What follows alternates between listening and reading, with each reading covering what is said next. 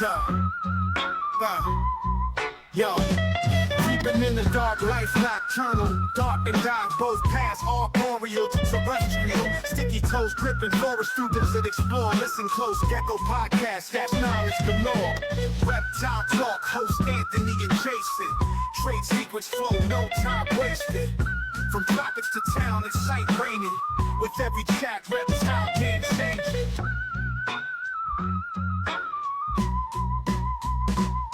Escaping heat waves, tan under rays, desert sand echoes, sun blazing days. Welcome back. What's up, guys? What's going on, everybody? You know, this is your weekly dose of the Gecko Exchange podcast. This week we got our buddy, good friend Matt with us. I'm gonna have him introduce himself to you. We're just gonna talk. We're gonna have a good conversation. Matt was recently at Tinley. So we'll talk about that. We'll talk about some new stuff he's got. You got any pre-podcast stuff you want to talk about, Jay? Anything new you want to touch on? Anything you want to? Oh no, just like I said, make sure you please like, share, subscribe this stuff. We want to grow this platform up. Same thing with the IG page, and then like I said, if you guys feel like you want to donate to the cause, buy me a coffee. Link's always in the description. Just like I said, we just keep going and find cool people to talk to. Yeah, man. Again, guys, if you guys ever have any requests, any species you want to hear about, any guests you want to talk to or have us talk to, feel free to to message us, on our IG pages, our Facebook podcast group. Just reach out to us. Let us know, man. If we don't hear from you, we don't know. We're just gonna keep going with what we think is cool, All right, man. So without any further ado, let me have my buddy Matt introduce himself here. Go ahead, Matt. Tell the people about yourself. Tell them about what you're doing. Tell them what's going on. Give us the rundown. Right on. So yeah, basically, I don't know, I'm real big into amphibians. I have quite a bit of fire salamanders. It's kind of like majority of my collection. I've been keeping herps basically since I can remember. I mean, when I was really young, I primarily worked with Phelsuma. And then after I felt like I ran the gambit with those, which was available in the hobby in the 90s. I kind of then transitioned into like dart frogs, leopard geckos. Then I became like a dumping ground. So as my friends in high school started to go away to college, I just started accumulating their animals because they wanted, their stuff to go to more of a responsible keeper. They trusted me to keep their shit alive. So then I started just accumulating like all kinds of random stuff. I had like water snakes. I had, I think I had a boa, I had tarantulas, scorpions. Like I just basically like throughout high school and the beginning of college, I kind of got burnt out. So I drastically downsized my collection to just a few leopard geckos. And then I was just keeping those for a while.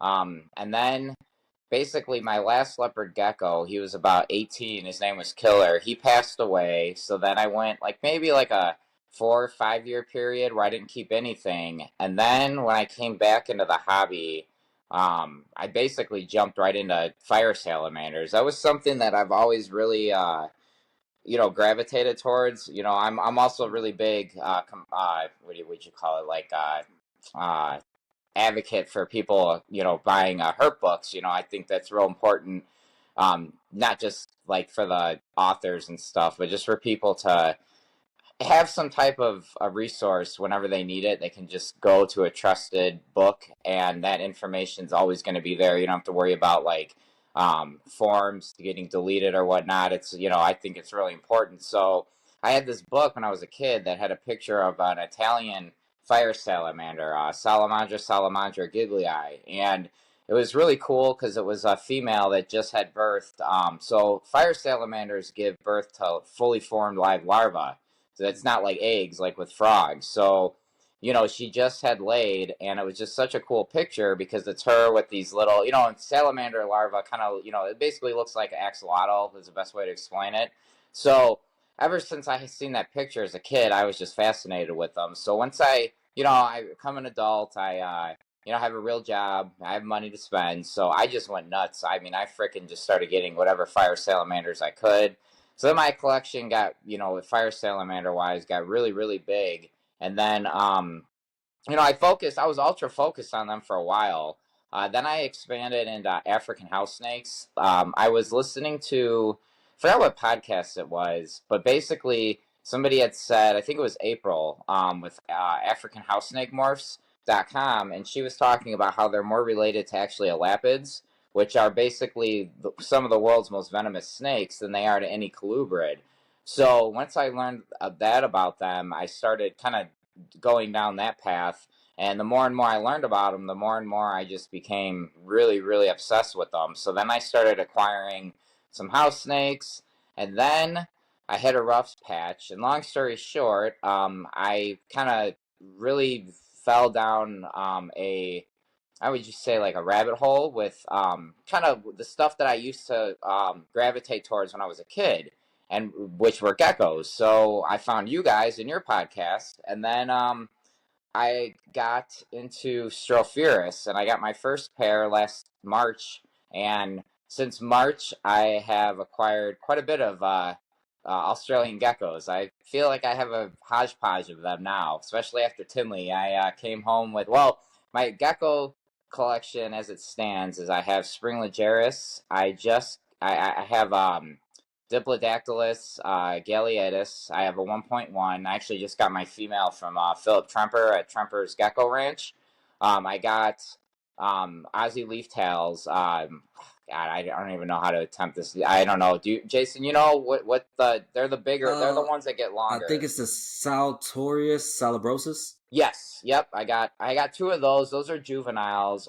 Philip wasn't 100% on even guessing what their sex was, so I just rolled the dice. I bought two, and we'll see. Hopefully, I got a 1.1, but if not, it's okay. It's just an excuse to buy another one, right? I have Diplodactylus. God, I don't even know. Like it starts with a G, like something Rex. Like I don't know. Oh, the Garniosaurus Rex. Yeah, I have. Yeah. I have. I'd say G Rex. Right. Yeah. So I have a 2.1 of those, and then I also have those Luca. What are they called? Lucanamus or Oh, Lucasium. Yeah, and I have a 1.1 of those. I actually got eggs from them already. Um, and then what else do I have? I got the I, thanks to Joe Hub, I actually got today. I came home with two Partho Aussie geckos, so I just set those up not too long ago, and I think that's all my Aussie stuff. What am I missing out? Oh, and then I also have a what is it? The Strophaurus ciliaris. I bought two of those from Philip Trumper as well. So yeah, that's kind of my collection as it stands now. So yeah, I'm just kind of dipping my fingers in a little bit of everything, as you could say, a hodgepodge of all kinds of herps going on over here. Did you say what about the Garniosaurus? Oh God, I forgot about those. Yes, yeah, and then I also have some Goniosaurus orientalis. I have 2.1 of those, and then I have a lone female of the Hyanthus. So yes, Okay. I do have those geckos as well. So yeah, I think that. Oh, and then I also have morning geckos. So I don't know. As we talk, I'm probably forgetting other shit, but I think off the top of my head, that's everything I have. It's a hell of a collection of geckos, man. So, as some of our guests know, me and Jason and I both had the pleasure of being on your podcast. Why don't you tell us before we get really into the thick of the gecko conversation on what set you out on that path and your podcast and what your goals and objectives and future looks like for your podcast?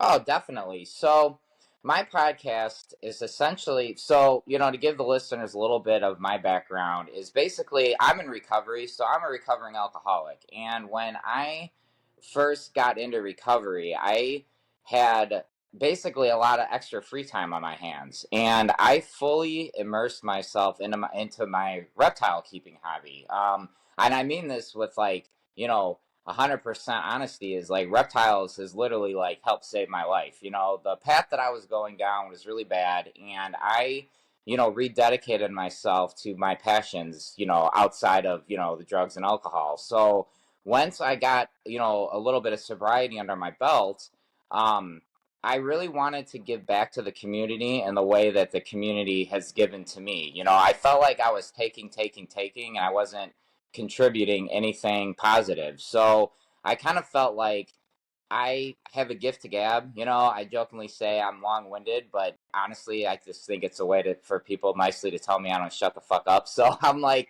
you know what? I'm gonna start a podcast, and I also like it because it also kind of helps me stay accountable as far as my sobriety goes, because like I'm a very big component and advocate, obviously, for people. You know, if you have mental health issues, physical, whatever it would be, you know, please reach out to me, or whatever I can do to help anyone, I am all for it. And um, for me, with my guests, I really wanted to kind of give a place to where not only can I talk about my herps, but I also kind of like to share my like updates, you know, with my kind of like my sobriety. Like next week will be 9 months sober for me, and it's a cool, for me. It's just a cool tool in my arsenal to basically keep me on a, you know, a healthy path. So when I started thinking about doing a podcast, was basically just I'd recently just had made a commitment to sobriety, and I was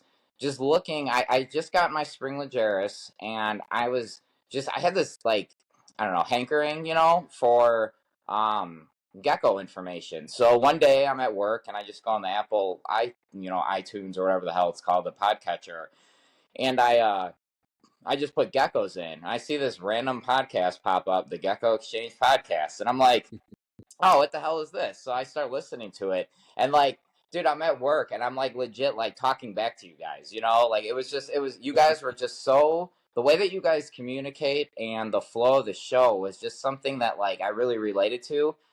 It was very easy to listen to, but at the same time I was learning a lot.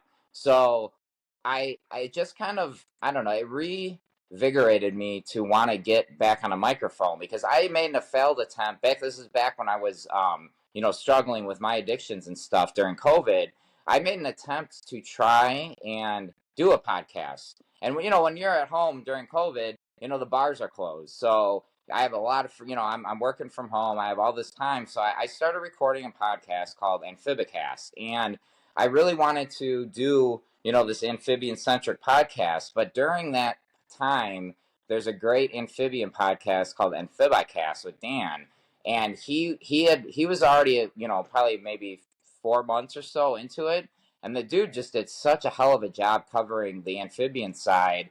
I kind of just found myself like that want to get on a mic kind of just dwindled away, not because of, you know, anything Dan said or nothing, but it was just the fact that like, okay, he's got this niche filled.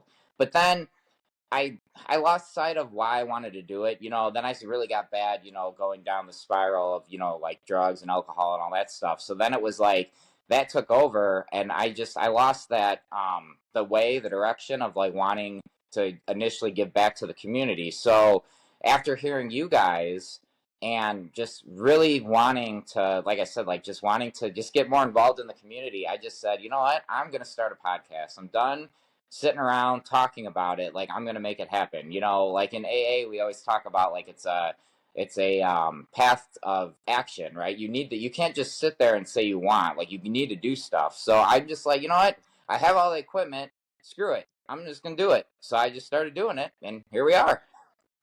That's awesome, dude.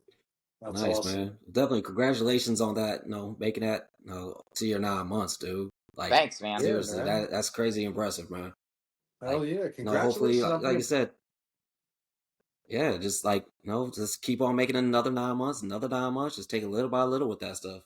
Yeah, you know, as we say in AA, it's just one day at a time, man. You know, you just, I mean, and Right. that's the same thing too, like with, you know, and I tell people like at Tinley this year, you know, I'm talking to people, and you know, someone would ask me, what do you keep? And I'd start going through the gambit of stuff, and everyone's like, oh my God, I'd love to have a collection and blah, blah, blah. And it's just like, hey, just one species at a time, you know? Not everyone's going to jump into the hobby and all of a sudden have 15 green tree pythons, or you know, the one thing that was really cool is there's a guy there this at this show, he actually successfully bred multiple times Bolin's pythons, you know. And for people who aren't too familiar with those pythons, that has been in the hobby a very, very difficult species, if not damn near impossible to figure out. And somebody, this guy at Fluid Reptiles, man, he figured it out. He had his babies on display, and it was just, I couldn't be more happier to see that, like, you know what? You take it one day at a time, one step at a time.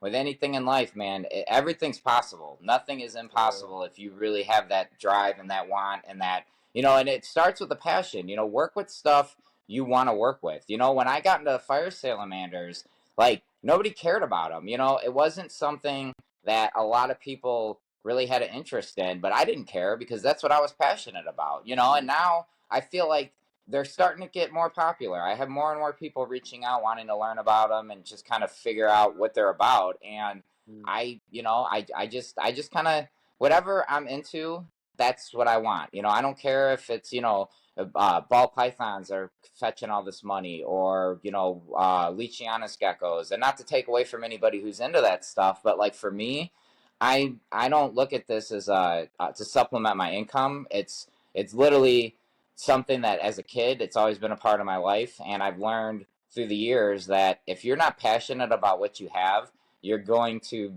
burn out really quick. Like when I went through that stint in high school where I just became a dumping ground for everybody's animals, like, dude, it just became a freaking chore, man. Like, just, I did not Yeah. look forward to it. I was just doing it to get it done, and I'm like, forget this. This is not what I want my collect. This is not what I want out of my hobby, if that makes sense. Oh yeah, Absolutely. definitely. Makes Yeah. perfect sense. It's like what's that saying? Like it's work related, but if you do what you love, you never work a day in your life, right? Like Yep. it's I tell people personally all the time. I tell people when they're asking me and they're in a conundrum, like, what should I get? What should I get? What should I get? I'm like, hey, listen, if you're asking what you should get, you probably shouldn't get nothing, right? Like you should want to be ecstatic about walking into a room and taking care of something in particular, You shouldn't just be looking for a void to fill. And if you are, then do some research. That's where your books come into play. And one of the things you'd mentioned in one of your podcasts was how getting books, I don't remember exactly how you put it, but getting books and studying the species has actually saved you from getting an animal that you would eventually get tired of, right? Like you can read Oh about a yeah. species, get a book. If you're interested in something, read about it, read about it, read about it. You may find out that that's not the species for you. You may get your fill, your fix, just reading that book. You may be wanting right on to the next thing. When you start buying animals all kinds of crazy and you realize you don't like it after you have it, it's almost a little too late. I mean, yes, you could get it and get rid of it, but that's not really responsible. It's not the right thing to do. It's so it's I love what you're saying. I love where you're coming from with buying things that make you happy, right? Like it's not a chore, it's not a job, it's a blessing, a gift, it's a relief. It's that's awesome, man. And I wish more people viewed things that way. Screw what's popular, right? Like screw what the hobby's doing or what the big guys are doing. What makes you happy? What makes you happy?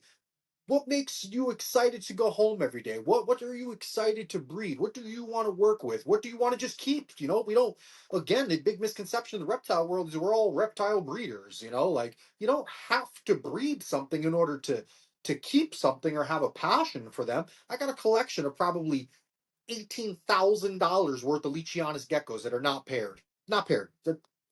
If I breed them someday, sure, something comes around, that's cool. But right now, to me, they're just badass, Hell giant yeah. freaking geckos that I get Yep. to take out, play, listen to, make all types of noises. I watch them at nighttime. I mean, I sometimes can't sleep because I want to know what these things are doing at 3 o'clock in the morning, right? Like, so I'll be in my room with a flashlight looking at what's going on in the morning. And I mean, both you guys keep geckos. I mean, and for the majority of all gecko species are pretty much nocturnal, right? So you guys already know, that these things really come to life at nighttime, right? Like if you want to see what a gecko really does, go check them out after the sun goes down.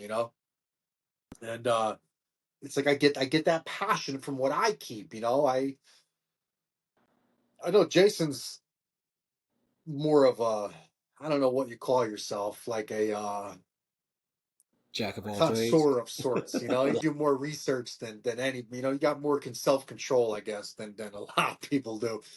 But it's we've all been there. I hate to say it, but even as kids, you know, like especially if you've been keeping animals since you were a kid, it's easy to just get animals because they're easy to get, right? Oh, And for then you get sure. tired of them, and you know, you realize that wasn't your passion. You know, dude, I had reticulated pythons, green anacondas, caimans. I had American alligators. I had black throat monitors, savannah monitors, Nile monitors. I had these animals, and when I think about the things I used to keep as a kid, like I hate myself to a degree because I just got things and would pawn them off on people when I'd learned everything there was to learn and didn't want him anymore. I'd be like, "Yeah, who wants him? Who wants this cool ass animal? Like, who's looking?" And I wouldn't do any background checks or research or know if they cared. I'm just looking for a willing body that would take the animal and really take the burden off my hands, man. You know. And now that I'm 40, I look back and I'm like, "Damn, man, I don't know, man. I probably went about it all wrong. You know, I go and buy these animals to fill a void, and should have just read a book or went to a museum or a zoo or who the hell knows, man. You know, it is what it is. So, damn, there's so many things that I could talk to you about. I mean, so how long have you been going? How you? I know you've been into reptiles your whole life and dabble. How long have you been going to Tinley? How long have you been in the Chicagoland area frequenting? How long have you been going to Tinley? Man, I became a regular going to Tinley probably about maybe 10 years ago, I would say. And I would go twice a year. I go to, because they do it twice, so it's March and Yep. October. So yeah, I've been going quite a bit. The not since recently. I usually would go. Like I remember just as of like last year, I had this cooler backpack, and what I would do is I would fill up the cooler with ice packs, and I would load it up with drinks and just walk around, and we just because it was just a big party, and me being me, I didn't have a shut off switch, so now going sober is so much better because it's like you're present. I'm there for the animals, and it's not necessarily a big, I mean, it is a big social event, don't get me wrong. I mean, it's a great networking experience. Like, that's the thing, is I tell everyone, like, in the hobby. I was talking to a friend on Instagram today, and her and I were talking, and I was just like, I feel like every reptile keeper should make the voyage to Tinley at least once, just because it's so much fun, because everybody's very excited. Um, it's such a vibe where you go in there and you're just, I mean, you could be standing in line like this morning. I get there probably about, I get there's different like entrance like levels you can get, like the VIP pass or the 1 day pass, and you get the VIP pass, you get in a little bit early. So I show up there early and I'm standing in line waiting to get coffee, and there's this great coffee company called Cold Blooded Cafe. So I'm standing in line waiting for coffee. I just turn right next to the person. I'm like, "Hey, what do you keep?" And she's all excited because her and her husband just got their first super door free tick from Garrett at Reach Out Reptiles, and she's just, you could just feel the passion and the excitement in there. And this is some random lady I never ever would have talked to on the street, but it's like when you're at this show, everyone wants to talk about what they got and what they're into, and it's such a cool environment to be a part of, and it's just something that I try to, you can't put it into words unless you're there. It's a really, really cool, it's like the Super Bowl of reptile shows. It really is, and I will never miss it. Like, I remember the 1 year that I missed it. They started a summer show in Schaumburg, Illinois, and the very first year that they had it, I had recently purchased a house, and I was basically repainting the entire house. And that Saturday that I wanted to go to Tinley is when my now ex father-in-law was available to help me paint, and I'm like, well, he's gonna, he's taking time out of his day to do this for free, so I can't say, hey, let's do it next weekend because I want to go to the reptile show. So that's the only Tinley or only NARBC show in Illinois that I missed, in the last, I don't know, 10 years or so. So, but yeah, I mean, every show is just, I mean, it's just such a cool experience. Like I had this weekend, I probably maybe overdid it a little bit with acquiring animals, but I'm in a position where I don't have kids. I basically, my animals are my life outside of work, so I have the availability to give these animals their proper care and to take care of them. And to be fair too, it's not like I have like a bunch of. I mean, it sounds like I have a lot of stuff, but majority of the things that I keep, I'm very purposeful with my decision making. So it's not like I have this collection of highly intelligent, very difficult to keep monitors or something. Like I think we could all agree that for the most part, salamanders and geckos aren't the most what's the right word, like delicate or um uh I don't know, because I'm lost for words here, but it's not they're not difficult to keep, and if you have your husbandry dialed in, you can, if you spend half hour a day doing a little bit of like maintenance, your collection will essentially shouldn't be overwhelm you. Now if you wait till what you save it all for one day a week, then it might get a little overwhelming. But if you just keep up with it a little, you spend half hour, 45 minutes a day after work or before work, you can, it's very manageable to take care of quite a bit of animals and do it responsibly. You know what I mean? Absolutely. You've been to Tinley, right, Jay? Oh yeah, I was there last year. That's all I went. The only time I went was last year because they had the Gecko Symposium. So yeah, I was gonna go this year, but they didn't have it. So I was like, I'll catch it next time when they have another symposium. The symposium makes it feel a little bit more special to me, because then I'm around all my gecko people, right? Instead of here's your colubrids, here's your here's your ball python people, here's your short tail people, all that. This was just all gecko people talking about geckos, so that's the reason I went to that thing. But definitely a lot of great information in that all those presentations from Frank to Joe. Who else was Husan, there? Oh Justin yeah, Hassan. Zoolander. Yep. Yeah, Julander. Yeah, Dr. Julander. Yeah, hmm yeah. There were some good ones on there. John from Pangea. I mean, like it was Oh just. yeah, because he discovered he helped discover that that the new Caledonian gecko over there. Yeah, Yeah, actually. it's like a semi-aquatic. Yeah, that right there. I got one of Yep. them too. Yeah, Actually have it. I was actually yeah. talking to a buddy about it Friday before he left to the show, and he was asking me about the symposium, and I'm like, oh, dude, and I went and dug out. I got to get that thing framed. But yeah, it was a hell of a symposium for sure. If you're a Oh gecko yeah. nerd, even if you're not a gecko nerd, it was just so cool. Like when they did the talk about all the feeders and the nutrition value. Oh yeah, yeah, yeah, yeah. I mean, if you keep animals that eat bugs, that and alone was worth the admission. Yeah, Mm. yeah. He was talking about like just put your crickets outside for a little bit, let them get some real UVB in from the sun, and then feed that off to your crickets. See how much it spikes everything up. It's like, yeah, that does make sense. Like can't do it over here in Arizona many times during the month or during the year, but no, every so often I could probably do that. My crickets probably get cooked. Right.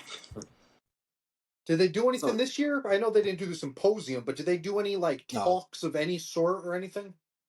No, that's the one thing. I mean, and I get it. It's really hard, to put together stuff like that. But the one thing is, I wish that NARBC would do, maybe not necessarily at Tinley, but just because they do a slew of shows. So they move the Arlington show now to Dallas, I believe, and then they have a St. yeah, Louis show, and then they have obviously Tinley. And I wish they would somehow be able to like every once a year at whatever show, it doesn't matter, but do like a day where it's like a legit like educational symposium. Like I think that would be really cool. But no, they only the only one that I'm aware of that Tinley ever really was affiliated with is with that gecko symposium. So yeah, that's kind of they do the US Arc auction, which is fun. Like last night they had the auction, and they had Phil Goss with USARC. He announced this morning. I think they made For US ARC, it was like $105,000. They had, Nice. oh my gosh, there's a keeper in the hobby who had recently passed away. I think they raised like around Sean Gray. 11,000. Then they did a separate, and this is all during this US ARC auction. Then they did another side auction that was for the to benefit keepers who were unfortunately affected or impacted by the hurricanes. And I think they raised like an additional 7,000 for that. And then there was another one that I'm not sure. I couldn't hear what Phil had announced what the other auction was, but that brought another like one, I think $1,200. So altogether, I think Nice. the auction, the charity auction, brought in around like $130,000. So it was, I mean, the auction's very, very fun. It is extremely entertaining. It is very, very adult, So Oh if you're yeah, big if ass you dick, right? yes, yeah, I think I sent you guys pictures. They Yeah. had the emotional Cool. support penis that was there. So Yeah. somebody literally handed it. They literally handed it a penis and then put an emotional support animal like vest thing on it. Oh, dude, I mean it gets pretty wild, but it all goes to a good cause. Everybody there is just it's just an excuse for people to donate money. You'll have people like donate like someone will bet, or not bet, somebody will bid like $1,000 on like a bottle of whiskey. Or I remember one year Brian Cusco spent, I don't know, maybe 1,000 or $500 on like a 10-pound gummy snake. And it's not because the gummy worm or whatever has no real value. It's just an excuse to give money to the hobby. Yeah. Oh, that's cool. What do they allegedly do with the money? Is that all just to legal fees, or I mean, I know other Yes. than the ones you're talking about, the storm. So that's what they do. They just Yeah. bankroll it and save it. Yeah, so for like US ARC, when we get you get some, and I'm not going to get political, but you get whatever representative or whatever lobbyist group gets in the ear of whatever politician, doesn't matter what side they're on, because both Democrats and Republicans are both guilty of this, regardless of what people say. They'll go and try to pass some stupid legislation, and then that's when Phil Goss, his ears perk up, and then he assembles his team of lawyers, and then they Yeah. go to Congress or wherever they need to go, and then they fight it. Like Florida's gotten so bad. Florida actually has their own, like, I guess you'd say, like, division or department. So they have Florida US ARC. So Yeah. yeah, it's. I mean, the reptile hobby in itself, man. Like I mean, you sign up for the US ARC newsletter, and it's just constant updates of just. I mean, it's important for us to be aware of, but it gets so frustrating when you see these back assword laws proposed by people who have no business putting their nose into the reptile hobby. I mean, like in Really Illinois, for mind. example, like it drives me nuts in Illinois. I can't keep Boega, right? They're rear fang venomous snakes. I don't believe there's ever been a documented case of any medically significant bite. However, I can't keep rear fang venomous in Illinois, but I could go and get a freaking blue ring octopus, which could literally bite and kill me in like a half Yeah. hour. That's fine, Yeah. but I can't have a freaking snake that if it bites me, I might have a really bad reaction, might be sick out of both ends, but realistically, I'm most likely going to survive. So I can't have that, but I can get a freaking. It just makes no sense. But that's what US ARC's for. Actually, I got my US ARC my little I don't know, like sweatshirt on There you today 'cause go. it's cold as hell outside. But yeah, I mean US ARC, I have a very big component of it. I mean, shit. If it wasn't for US ARC, I wouldn't have been able to get my fire salamanders. In 2016, the Lacey Act was actually amended to where you could not move fire salamanders across state lines. And because of USR going and fighting in front of legislation in Washington D.C., the Supreme Court did rule in our favor, and by our I mean us collectively as a reptile hobby. They ruled in our favor that it was unconstitutional, and they reversed that amendment to the Lacey Act. So then we still can't import fire salamanders because of the bee sale scare. And bee sale, if you guys want to get into that, we can talk a little bit about that. But a bee cell is essentially a fungus that is it essentially it attacks fire salamander or not any, but a lot of salamanders, their skin, and essentially it kills them. So it's not from my understanding, is it's not present here in the United States. So what they did was they reacted, which is fine, to because the United States has the largest diversity of salamanders in the world. So to protect our natives, they said no more importing. They made a huge list. They call it a white list. So anything on that list is not, or no, I think that's a blacklist. I forget the difference. No, it's a blacklist. So they blacklisted basically all these salamander species. So we are no longer able to import any new blood, any new species. So what's here is here. That's why when I breed my fire salamanders, I really don't make it known that I when I do have babies and stuff, as I'm very selective on who I want to give them to or sell them to, not because I'm trying to be a dick, but there's only what we have left in the United States, and unless these go into responsible people's hands, at the time when I got into them, there was really only a couple people breeding them on a regular basis, and I didn't want mine going to individuals who were just essentially going to kill them. So now the fire salamander hobby is in a position where there's a little bit more people having success breeding them.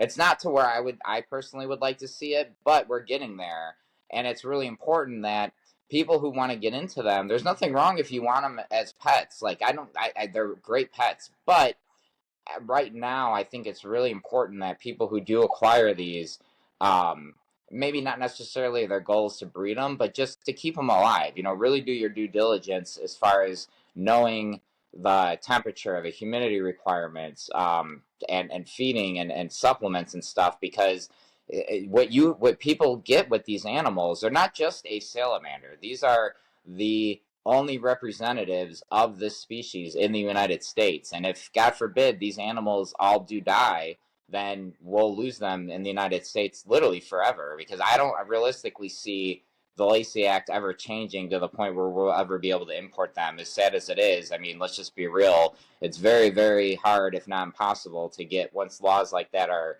amended or passed, they're going to go back on them, you know? Oh, yeah. Where do the fire salamanders naturally come from? What's their natural range? Europe.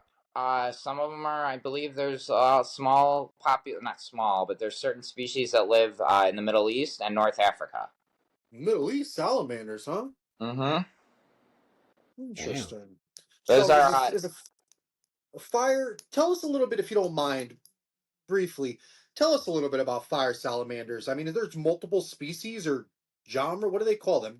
Tell us a little yeah, bit about these things. so the genus Salamandra is a terrestrial salamander that they actually have lungs. A lot of our native salamanders here in the United States actually don't have lungs. They actually absorb oxygen strictly through their skin. So the genus Salamandra are lung salamanders that aren't necessarily classified as mole salamanders. Where like mole salamanders, like their name suggests, live primarily underground. Where fire salamanders are more like you're gonna flip a log and you'll find them under there, or they're gonna be like in crevices and caves and stuff like that. As far as they're I would say ecologically they kind of fill a niche similar to like our American toads. I would say, you know, like toads will kind of burrow a little bit in the ground, but for the most part they're kind of subsurface, if not surface level animals. They're insectivorous. They don't live in bodies of water. They frequently will be found away from bodies of water. However, they do need bodies of water to reproduce. So they're typically not going to venture so far away from vernal. Fire salamanders will take advantage. Most salamanders will take advantage of things that occur in nature called vernal pools. So these are temporary bodies of water that are vacant of fish.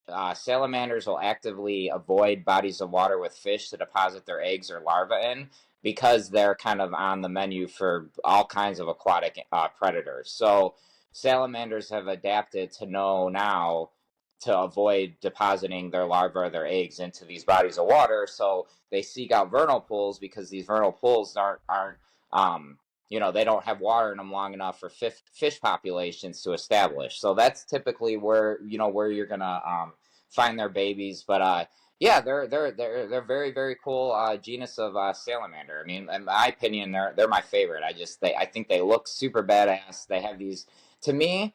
A fire salamander reminds me of a toad and almost like a dart frog, where they have the big parotid glands behind their eyes. But like when you look at like Ophaga species of dart frog, so Ophaga species typically, I mean, with a lot of dart frogs, their eyes almost look like they're just solid black. And when you look at a fire salamander, if you don't get really close, their eyes kind of have that solid black look to them with the big parotid glands, kind of like a toad. But then they're tailed amphibians, so they do have the typical characteristics when you think of a salamander. They still have that too. So I don't know. You kind of get the best of all worlds. If you like, those big black eyes, you're gonna get that with the salamander, with the fire salamander. If you think toads are adorable because those big warts, those big parotid poison glands on their backs, they have, or on their back of their heads, they have that. And then if you like your bright colors, I mean, shit, nothing beats a jet black and bright yellow animal. I Yeah, I think think they're they're striking. beautiful. Yeah. Is it true? What do you know about this being true? Is it true that a salamander, it may be a newt, but they can regenerate any part of their body? Like you can cut a salamander's heart in half and it'll regenerate its the other half of its heart. That I believe. Don't quote me on this, but I think like the axolotl is very, very resilient in being able to regenerate parts of like their spines. I think there's been studies done where I think they've even been able to regenerate parts of their actual brain. But Yeah. as far as I know, like let's say you have a larval fire salamander, they can, if you have a group of them, like when I'm raising mine, when I have babies when they're in their larva state, I typically make sure that there's always some type of food present because they will become cannibalistic. They'll nip each other's tails, they'll nip their legs off. And in my experience, when a fire salamander larva loses a leg or a foot or something, I haven't really noticed them ever regenerating it. So I think it's more Oh, really? species specific. Yeah, I think Okay. it's more species specific than it is, a big swath across the board. Okay. So I've definitely read research about it. Like they can regenerate like whole limbs, bones, toes. Like cut a leg off, they'll regrow.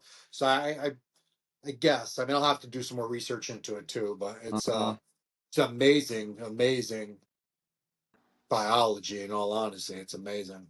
Oh yeah, I mean salamanders, the caudat classification in general. I mean they're a very resilient species. They've been around way before humans, and as long as we don't fuck the planet up too much, they'll be here way after after we all kill each other with war. They're gonna be around way after us too. I mean these things.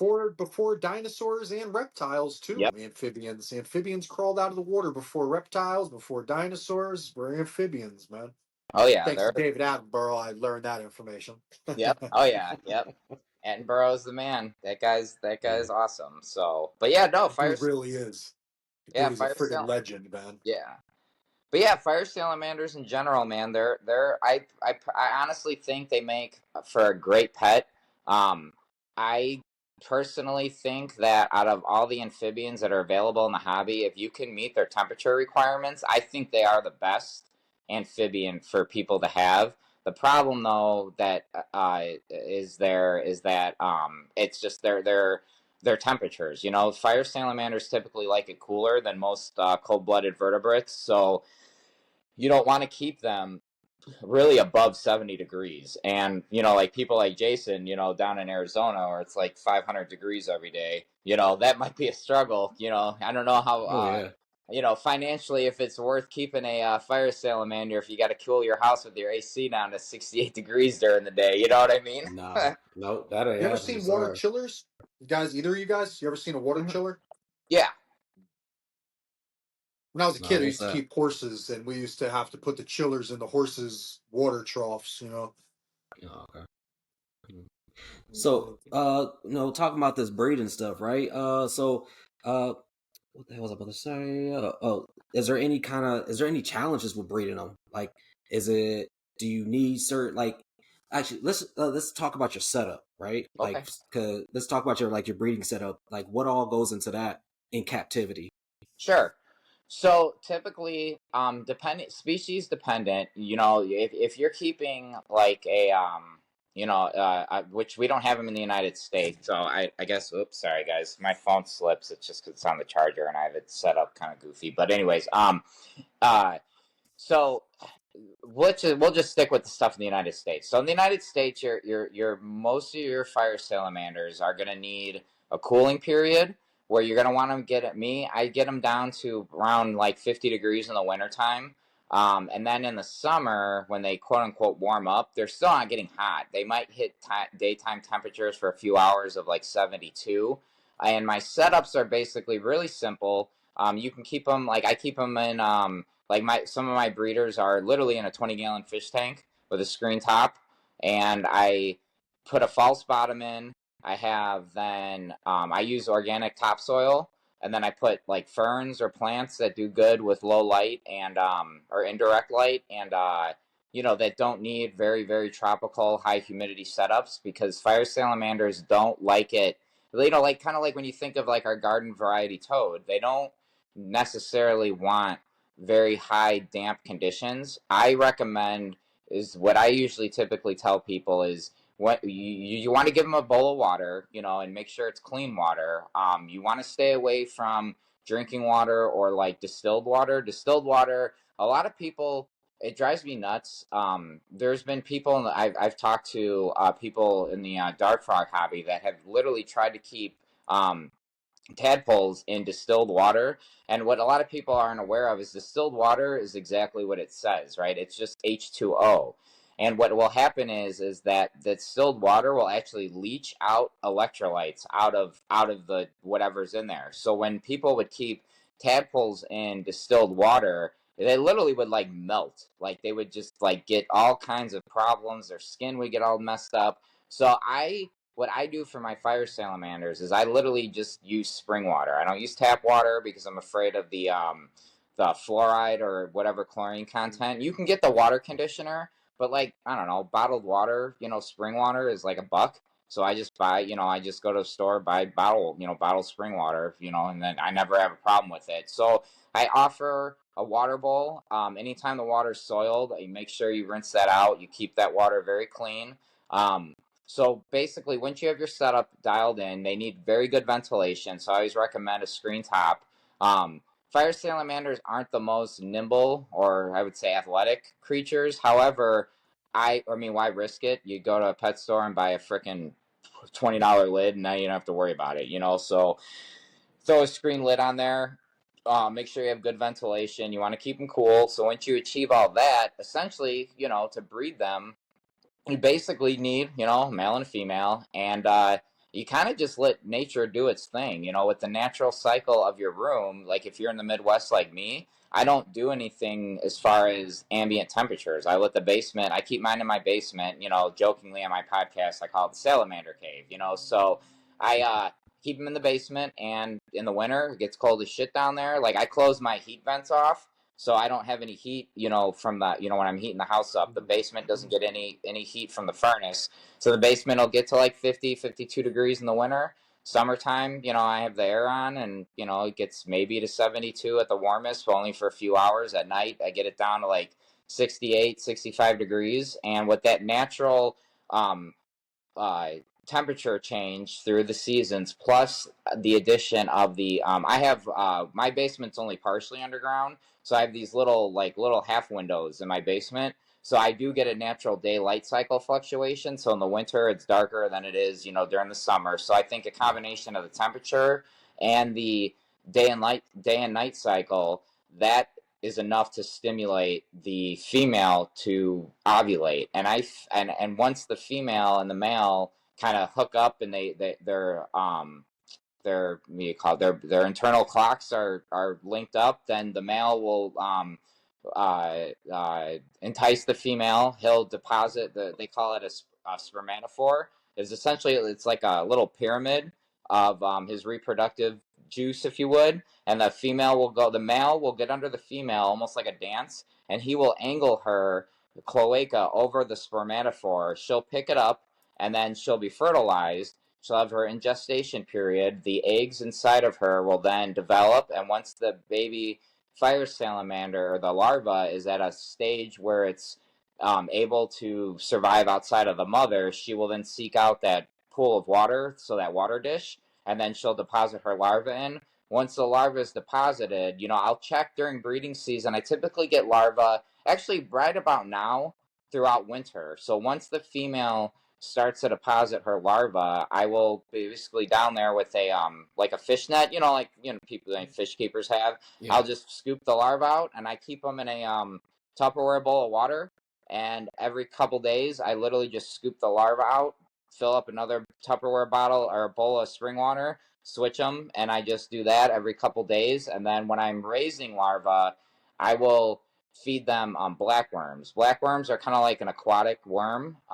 They're real known in the fish hobby. Not many, I don't think many reptile or amphibian keepers use them because they are very small worms. But Okay. fire salamander larvae seem to thrive on them. You don't have to worry about supplementation. I've reared babies on them strictly just feeding off blackworms, and they've come out healthy. And basically, you just keep an eye on them.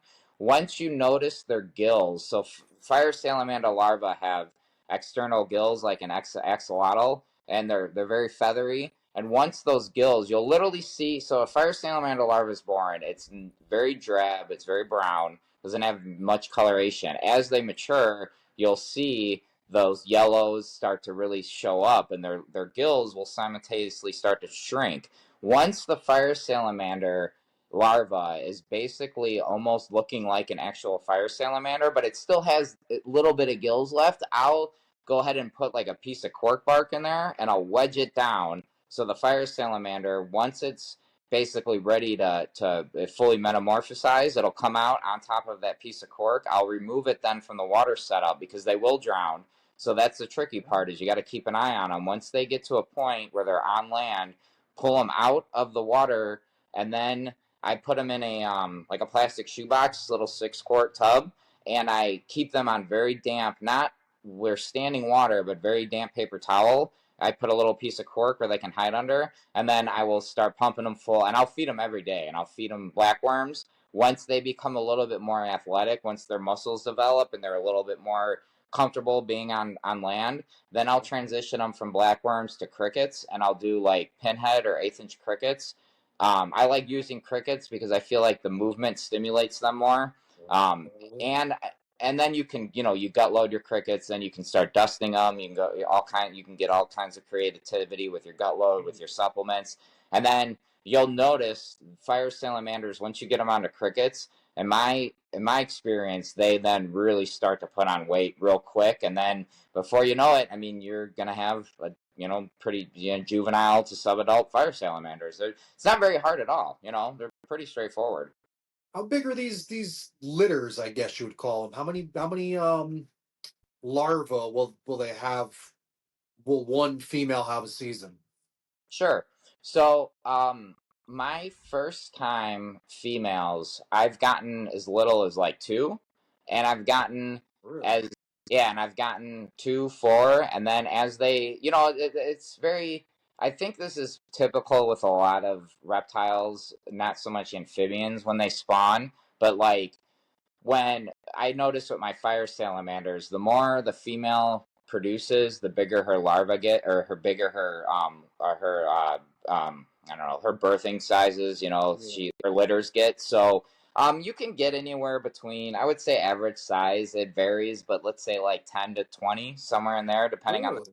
female. Yeah, Will they maybe lay not just the 20. one time a year? How many times a year will they lay They typically will. or give birth? Yeah, they'll birth once a year, and it'll take place over the course of maybe a week or two. So you'll notice she'll deposit maybe two or three, and then the next day two or three, the next day maybe Oh, five okay, or six. okay.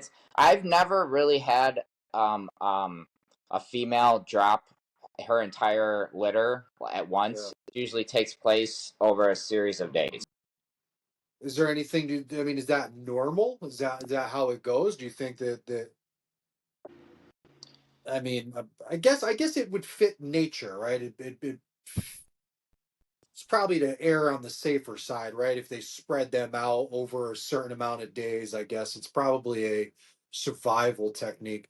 Do these things breed? Is there any set age? What are you looking for with aging them That's or them funny. breeding? Yeah, that's funny because I was told that they wouldn't typically produce until they're about 4 or 5. Hmm. But there's a somebody in, I believe she's in California, who has gotten viable larvae from, I think, a 2-year-old. So Really? yeah, I think they probably can go pretty early, or not early, but probably about 2. But I think it's more common to see them more around the 3, 4, 5 year, 5 year old marking. That's super interesting for a salamander. I think I don't see Jason. He's something happened, so I'm just gonna keep Yeah. asking No, questions. my Yeah. camera cut off on me. So Oh, Oh, okay. keep on going. um, I unfortunately I feel that people at least used to look at amphibians in general as like a throwaway beginner, super easy species. I guess like it's like what people when we were kids. Some of the first things I ever remember catching as a kid is salamanders and newts, right? And Hmm. you know, I don't think people realize how intricate or complex their lives really are. Like for an animal to take that long to mature to be able to give birth, I mean that's right up there with Leachianus taking 5 years to sexually mature. These things live some serious lives, and even when you talk about like in comparison to like Chinese, are they Chinese or Japanese giant salamanders? Like those things have some pretty serious lives, man. Like they go through they have to endure a lot just Hmm. to reproduce. If you think of all the droughts and them seeking out these vernal pools and birds and animals just predating on them and just to make it to the point to reproduce, it's almost amazing that they make it. Like I think that it's a super interesting, man. Super cool, super cool. They're one of those animals. I mean, me personally, that gives me that, and we've talked about it before, but gives me that childhood excitement again. I see Hmm. amphibians, and I'm like, that's why I love my frogs. I'm like I'm a kid again. Like it's just like they're so cool. Oh, for sure. Um, I was gonna say is like I think a lot of the reputation of that disposable pet came from the '90s. I don't know if you remember, like growing up, like you'd go to a pet store and see fire belly newts for $5, and then they would sure did. literally tell you, oh, you can keep them in with your fish, and then they'd either crawl out of the tank or they'd get eaten by the fish because they're not, you don't want to cohab or mismatch or whatever you want to call it, Sure did. salamanders and fish. Did it myself, man. Did it myself. I had those little water frogs. I had all types of things. Like anything I could con my parents into buying me. Back then we used to have these stores called Woolworths. And Woolworths was like you're pretty much what Walmart is today, but they sold fish. They sold amphibian, anything that would stay in a fish tank. So you get those water frogs or I forgot what the hell they're called, but the fire belly, the newts, and you could even get, I believe, fire belly toads. You used to be able to buy at this place. Hmm. So not the toads I'd keep in the tank, but I'd have the newts and those frogs and fish, little tetras and everything in there. And the freaking newts would always go missing. They always Yep. they crawl out, and Yep. it's funny how times have changed. Being completely honest with you. Well, and like with fire belly newts, it's actually it's pretty neat because they're actually if you keep them aquatic and let's say you have a tank only filled up halfway, they will actually almost use the water as like a source to kind of scale the glass, and they will literally, like a gecko, crawl straight up the glass. They're very, very clever as far as being able to get out. So like when people keep fire belly newts, if you want to keep them like open air with an open tank, I always recommend like making a lip along the edge of the tank, maybe about 2 inches, because what'll happen is if they do crawl out or crawl up it, when they go fully vertical, right, so they're Fall parallel down. upside down, they're just going to fall off. So they can't, they're not that great at like a gecko where they're going to Yeah. literally stick to it, but they'll, so, yeah, it's like me, like I have my Italian fire salamanders. I have them in this really cool bow front Those are the planet. ones I like. Yeah, and I Love have, those things. yeah, and I have mine in a big bow front, display tank, and Yeah, I just have like a 2-inch lip, that I put. I don't have a lid on it, but I do have that lip. So if they do, these things, let's be real, like my bow front tank is tall as hell. I don't know the exact height of it. It's tall. I think it's about 3 feet tall, and they're not going to crawl. I purposely set it up to where they can't crawl that far up it, but just to be on the safe side, because why not? It's better to do it and not need it than need it and not have it. So I put that lip on there just in case, but. I keep them open air. There's no lid on them, and they're fine. They ain't going anywhere. Yeah. So I just want to briefly touch on this because since I've got your messages from yesterday, dude. I want to talk about these geckos, but I still have some guest questions about these salamanders. Sure. After you've kept them, bred them, reproduced them, what's the amphibian slash salamander market looking like today? What do these things go for? Who's buying them? Who do you recommend them for? Elaborate a little bit on what happens after you've successfully kept them, raised them, and bred them. Now what? So okay, let's pause really quick. So the other thing I want to touch base too is like when you're raising them, supplementation is very important. Um, so fire salamanders, like most of our insectivore herps, they need to get some type of source of calcium. So when you're raising them, I really recommend that you get the Repashy Calcium Plus, or like with me, I use the Arcadia. I think it's calcium enriched or something. It's basically calcium with D. Jason would know. Jason uses Arcadia. Can you see What him or happened? no? Am I the only one who can't see him? No, No, my I camera can my hear him. camera shut off. Something happened. I bumped something, so it's shut off. So but I can hear you guys. So keep going. but yeah, what's that? Jay, what's that? Earth Uh, Pro. what's the Yeah. Repashy with D3? What's that called again? Oh, Calcium Plus. No, not the Repashy. Sorry, the Arcadia Arcadia. one.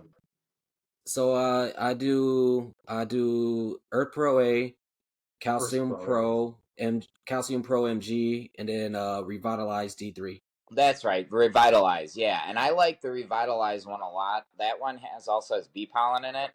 I Yeah. try to incorporate bee pollen into everything that I supplement. I just think it's considered a superfood. So a lot of people will say it's a appetite Type. enhancer, but Yeah. bee pollen also. So bee pollen, it's cool because like typically like in humans, right, with mammals, you introduce, let's say you have allergies, right, and you introduce this foreign substance into your body, and you're ingesting it and you're not taking it in through your nose or your respiratory system, your body, a lot of people will say if you get naturally produced honey and you take a teaspoon of that, it should alleviate a little bit of your allergy system. So it's essentially allowing your body to produce antibodies. So essentially, it's going in and it's strengthening your immune system. So and not to say mammals and reptiles or amphibians are the same, but I believe there's been studies done to show that it's kind of consistent across the board with most animals. So I try to make sure I get some source of bee pollen into my animals. I'm a big component on using carotenoids, not for color enhancing, but carotenoids present a lot of micronutrients. So I use the Repashy Super Super Pig with pig. every feeding. I supplement with that. And then I switch around my calcium. So I'll do Repashy, Calcium Plus, I'll do the Arcadia. I also do that calcium with magnesium. And then actually today at the expo at Tinley, I bought that Earth Pro A. So I'm going to start incorporating that into my supplementation as well, because I feel like the more nutrition we can provide the animals, it's only going to benefit them. I don't recommend making it overcomplicated where you're going to get yourself overwhelmed and stressed out. So once you get to a point in your keeping where you're comfortable with where you're at, slowly start playing with stuff. Maybe get a different brand of calcium. Maybe, like I said, introduce some carotenoid stuff or bee pollen or whatnot. I don't think don't go overboard, and just only use strictly all bee pollen, just dust your feeders, but a little pinch here and there ain't gonna hurt anything. So yeah, the supplementation. And the other thing too is a lot of people are under the impression that I've heard quite a bit is that earthworms are considered a complete food source. However, more and more keepers I've been hearing out of Europe have been doing x-rays to their fire salamanders, and they've noticed if they've raised them strictly on earthworms, they're actually having really bad MBD.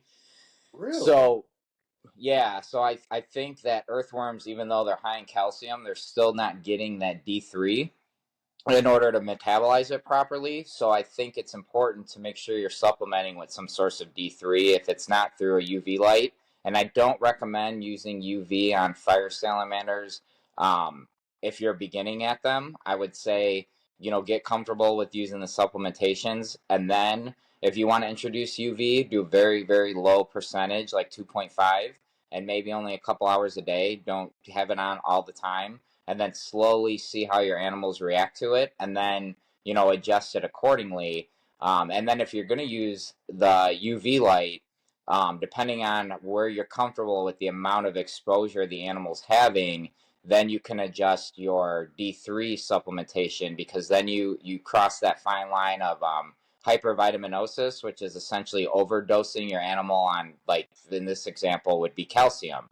So you can kind of run into problems if you jump too far in one end or the other. So with supplementation with fire salamanders, it's very important that you're not just giving them earthworms and not still hitting them with some source of D3.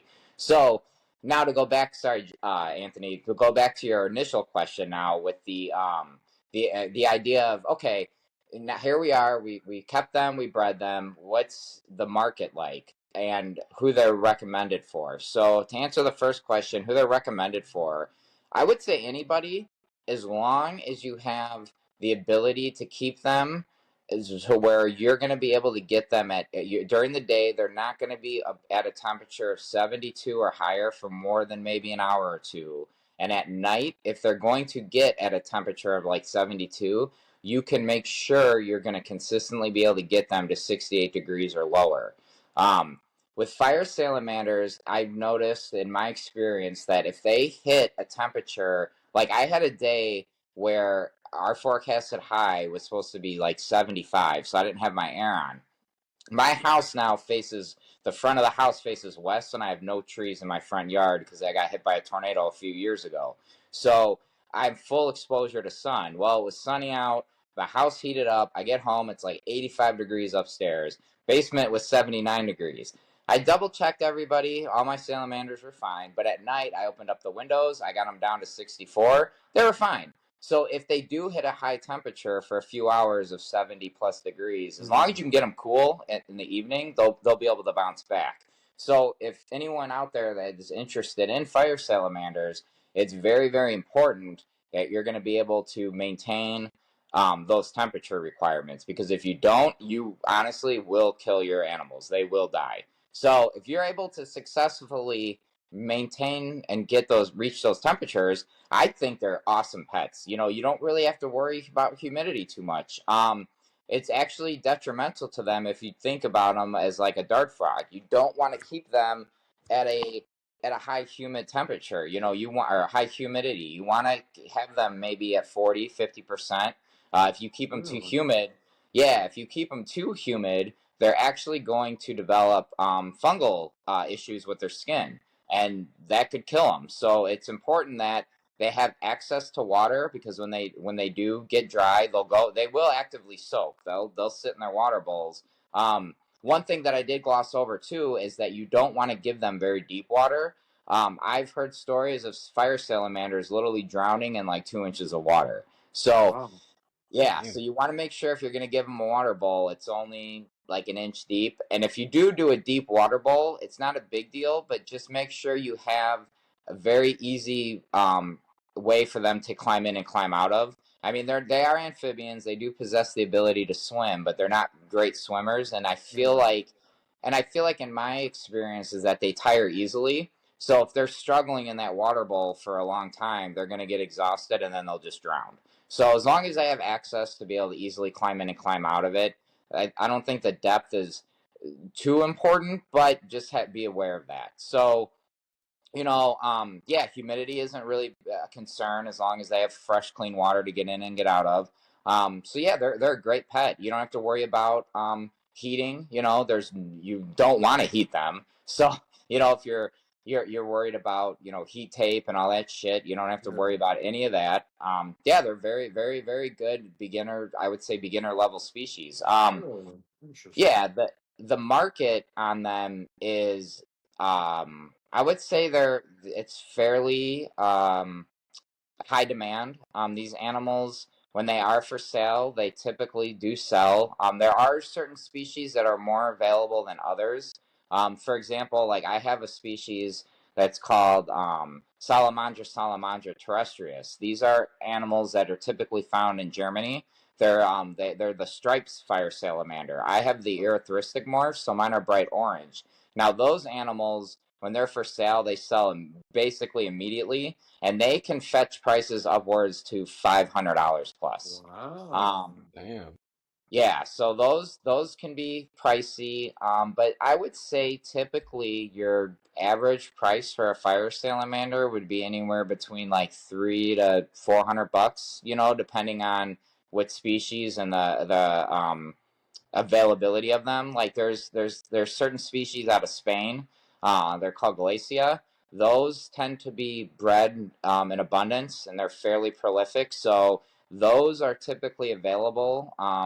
Pretty much, if you contact breeders who work with them, they usually they're available, so you can get them. But the thing is people don't always like them because they tend to have more brown, so they'll be black, yellow, but then they also have brown spotting. They almost kind of look like if you rolled. They almost have my impression that I get from them is like if you took them and rolled them around in oatmeal. That's kind of the coloration of them with their yellow, but they are cool because they get red on their cheeks, so they do have red in them. But just because of the fact they get brown on them, I feel like they're not as highly coveted as like your Yeah. standard, like when you think Right. of a fire salamander. But yeah, the market is pretty. I would say they're pretty high demand. A lot of That's people awesome. once people learn about them, people usually and they figure out that these do make a great pet. People typically want them, so yeah, I would say Yeah. they're fairly coveted animal. At that price point, I'd imagine they're hardly looked at as disposable. I Mm-hmm. mean, that's super cool, man. I wanted to. Can you elaborate? Earlier I asked, when you said where they came from, where the species comes from. What do their natural environments look like? Like, I'm super curious about these ones that are found in the Middle East. Like, how and where with the temperatures? I mean, they'd have to be, I'd imagine, at a higher elevation, right? If they're coming from the Middle East, they have to be high up to be that cool. What do you know about these animals' natural environment from species to species, or Yeah. whatever? So basically, like you have certain ones that are like from Spain or Portugal, where they're typically going to be found. I believe the climate classification. Oh God, what is it? Is it? I don't even want to get into that. Anyways, they're big like deciduous forests, temperate Yeah. forests. The Portugal or the Spanish ones, they're gonna typically be able to withstand a little bit hotter temperatures. And I still don't recommend keeping them warm, but they're gonna be a little bit more heat tolerant than your European species, for example. Yeah, they're pretty much those species you're gonna find. In when you think of like a forest, right? Yeah. Lots of trees, tree cover, lots of leaves, leaf litter. Yeah. Your European ones, same deal, but just cooler temperatures. The Middle Eastern ones, I don't obviously they're not here in the United States. I don't have much experience, or I don't have any experience with them. But my understanding is that they actually, in order to breed them, they actually need they call it an estivation and a brumation. So you actually need to give them actually a warm period where they're going to go and burrow down, and they're going to basically become dormant because it's too warm. And then you also need to get them really cold. So those are more of the advanced species of the genus. However, they're not in the United States, so I have Oh, no not at all. not at all. So I have, Really? and those are the large. I believe that they're Inframaculata. There's a few subspecies of them, but I don't have any experience with them. But from what I hear from Europeans who have them, they are more of the advanced species to breed because of the fact that you need to get them warm and cool. But as far as where they're found in their natural environments, I mean, I could be wrong, but actually, bear with me here. I probably can look it up. This is the book that I recommend to everybody. It's called the genus Salamandra, and it's basically the end all Nice be thick all. book. Yeah, as far as the where they're gonna, as far as information. But let me look up Informaculata really quick in here because it's this book is great. Here we go. So yeah, here's some pictures of, and I guess where these are found. Here, like this, you can see. I don't know if you can really see, but like this is all in Israel, right? So Okay. they do have, Okay. you know, Okay. of course, when we think Middle East, we always kind of think of desert, but they do They do, have, yeah. yeah, but they do have, forest areas and stuff like that. It's just they're more montane. I believe they're going to be found in higher elevations. And plus, like, for the listeners, a little bit about my background is I used to be, a meteorologist. So you're going to get there's a windward and a leeward side of mountains, okay? So on the leeward side of a mountain range is where the wind typically blows over. And when wind blows over the mountain range is you're typically um, going to have less um, rain, if you would, where if wind's going up a mountain, you're going to have more rain. So if I were to guess, blindly taking a stab at it based on my background, is those animals are going to be found on the windward side of mountain ranges where you're going to have more precipitation because then it's going to allow for better Yeah. planting. Yeah. So, Awesome. So just to go back dabble, I guess, a little bit. Jay, again, we can't see you, so if you got something to say, just tell me to shut up and start talking. Oh no, you're all good, I'm bro. curious about what the amphibian scene looked like at Tinley. yeah, it's good. You have there's a guy out of I believe he's out of Rockford. His name's Jake. He's one of the largest. He has probably one of the largest newt collections in the country, and he's very successful at breeding them. However, he does not ship. So if anyone were to, I don't even want to put his last name out there because if people track him down and start messaging him to ship, he's gonna probably get all pissed off at me because why'd you tell people? But yeah, he always has a very, very diverse collection that he puts on or puts up for sale at Tinley. So newts are pretty well covered. Salamander, well, all newts are salamanders, but when we think of our typical salamander, those aren't very, if at all, offered. There's some, you see some wild caught. Well, people claim they're captive bred, but I don't think they are. But there's some wild caught stuff there. Um, what else? Dart frogs are very, very well representative. Tree frogs are very well represented. Toads, sometimes you get some cool stuff like bumblebee toads. What else? There's never any Sicilians, I believe, the worm amphibian. Those I've not. I think I've actually no. I think I've seen the Mexican variety. I think those are the longest ones. I believe. I think I've seen those there before. But I don't even think typically I know what that you're is.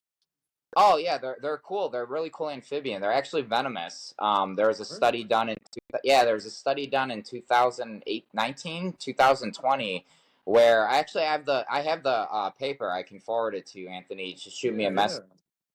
But they actually did in-depth research where they actually have legit like venom glands above their teeth. They're these That's worms. cool. Yeah, they're these wormed amphibians. They literally look like a worm, but they have mouth and teeth and stuff, and they're one of the most ancient species in the amphibian Hmm. complex. And yeah, they're really some of them are real pretty, really bright orange. I think there's bright blue ones. They're very, very cool. There was a guy he actually got out of the hobby who there's an aquatic species. They're actually now they're very because it's Florida because everything's invasive out there, but they're actually invasive now in the Florida waterways. There's an aquatic Oh, Sicilian. shit. Yeah, there's aquatic Sicilian out there now, and they're very cool animals. Not a lot of people are aware of them, but they are an amphibian, and they are. I actually have a book on them. They're very, very cool. Um, but yeah, those they're all. I don't think anyone now is breeding them, and if you do get them, like they're most likely not gonna thrive because Yeah. they're they're very, very difficult to keep. From my understanding, nobody really has success with them as far as breeding or even keeping them alive. I think they're a challenge. They're very seclusive critters in the wild. Not much, I don't believe, is known as far as like their natural behavior. Breeding is very, very hard to document or research with them. But they're very cool. They're very striking animals. There's some that are like Interesting. purple with bright yellow undersides. They're very neat. They lay eggs, and I think, and I could be wrong, but I think some of the terrestrial ones, they actually will like almost have like a motherly instinct, like a maternal thing where they'll actually kind of raise their larva, if you would, where they'll actually like eat off the dead skin off of their mom. So like as the mom Oh. is going through a shed, because amphibians do shed, the animal, the babies will eat that shed, and it actually serves as nutrients for them. So they're a very cool amphibian. So yeah, but those aren't really representative. But majority of the animals that or amphibians you'll find at Tinley are going to be your tree frogs. Mike Novi with I think it's Rainforest Junkies. He has I mean that guy's a tree frog master. I mean that guy's got all kinds of stuff. He's got the Cruzio Hyla craspidopus, the fringe leaf tree frog. Those are beautiful animals. He typically has those there. All kinds of different morphs of the red eye tree frogs. He's got Mm. glass frogs, the glass tree frogs. There's a breeder with dart frogs, Edgewood dart frogs. He's local here to me in the Chicagoland area. He has a great display with really cool dart frogs. And then Josh's frogs is there. They have, your Eratus, the Ophaga species, like your really high end ones, like the Histrionica. You're not really. I mean, you might be able to work out like with a breeder ahead of time for them to bring them to the show, but because of how sensitive they are, they Mm. typically you're not going to see them on display for sale. Yeah. But yeah, you'll see your Pomilio there. You'll see your Ranitomea, your Eratus, your Dendrobates, Tinctorius. Those are in full display. So yeah, I would say that kind of runs the gambit of what is typically available there at Tinley. Interesting. So I don't know how much you know about the rules and regulations of the show, but is there anybody at a show uh who regulates the vendors? Is there anyone there that could say, your animals are healthy or unhealthy, or this is legal or illegal, or this is wild caught versus captive? Like, who regulates these shows, So it's if actually anybody? Yeah, it's actually so at Tinley or in Illinois, so there is a requirement that all vendors have to have a certification that is given to by an actually licensed professional veterinarian. Oh, So if okay. if That's if good. you as a vendor are unable to obtain that before the show, Tinley, I believe, offers that service. So they literally on Friday, if you go there for vendor setup, they literally have a veterinarian who comes out who will come and check your collection and sign off if it's healthy or if it's not. As far as wild caught versus captive bred, there's no real regulation for that, as far as my understanding is. It's just more of, do the animals look healthy? Mm. So I don't believe. I mean, you should, as ethically, disclose if your animal's wild caught or if Yeah. it's captive bred. But I don't believe there's any real law making the vendor be fully honest about that. And then as far as in the state of Illinois, our laws are kind of goofy. Like there's a guy who was there this weekend. There are two vendors. So in Illinois, you cannot sell native species at all. They're big no no. You also cannot sell, except for I believe it's thamnosis, so garter snakes and hognose snakes. Those are okay, but other rear fanged you cannot sell. So your Right. Barron's racers, your Boega, false water cobras, Egyptian false cobras. You can't those you won't find those there. Any venomous at all, any type of viper, any elapid, nothing like that will be there. Crocodilians you're not going to find. Even there's a vendor who had a croc monitor on their table. Um, And so U.S. Fish and Wildlife, I think we call it, I think it was a part of the department. I think that's called Natural Resources. I think I overheard people referring to them as the DNR. They were there Saturday. They walked the show, and Really? basically, yeah, they're not there to scare people or to do anything more than just, hey, there's unfortunately, you're gonna have people who want to skate the system. And like, you had the one individual at the croc monitor. I don't think they did it nefariously. I don't think they were purposely trying to do anything illegal. They just were unaware of the law, and they took his animal. I don't think he was. I shouldn't even speculate. So that happened. There's another vendor there who had some native stuff. He got in trouble, or I shouldn't even speculate. I don't know. DNR was there. They talked with him. So there was, they are present. They will pop in. So if you ever are thinking about doing something that is illegal, most likely you're probably going to get caught. As far as repercussions to the show itself, I don't know. I never hear anything about it. And to be honest, I make the joke. It's above my pay grade because I don't get paid anything. So I won't ever hear any of that information. Yeah. But yeah, that's kind of the rules and regulations here in the state of Illinois. It's cool. Most of from your experience though, most of the vendors and everybody took good care of their animals. Like everybody Hmm. had some, nice, healthy, clean setups and everything. Oh, yeah, Tinley in general, like you can go to your typical local shows that occur, a few times a year or monthly or whatever. And then you go to Tinley, like, just because, like, to get a table at Tinley, there's like multiple year waiting list. You're not going to be able to just call up Tinley and say I'm a vendor, or let's say I hit the jackpot and I get inundated with baby fire salamanders and I want to sell them at Tinley. Huh, I'm going to go on a waiting list and wait like 3 to 5 years to get a table. So typically, people who want to go to Tinley are going to be your more professional level breeders. Right. So not only are their animals like usually very healthy, but their displays are top notch. And just the fact that there is so many people that attend this show, I mean, it is packed. So there's no really room for, if you have a bunch of crummy animals, your people are just going to skip past you because why are you going to buy something that doesn't look healthy? You know what I mean? Yeah. All right. Well, I love talking amphibians.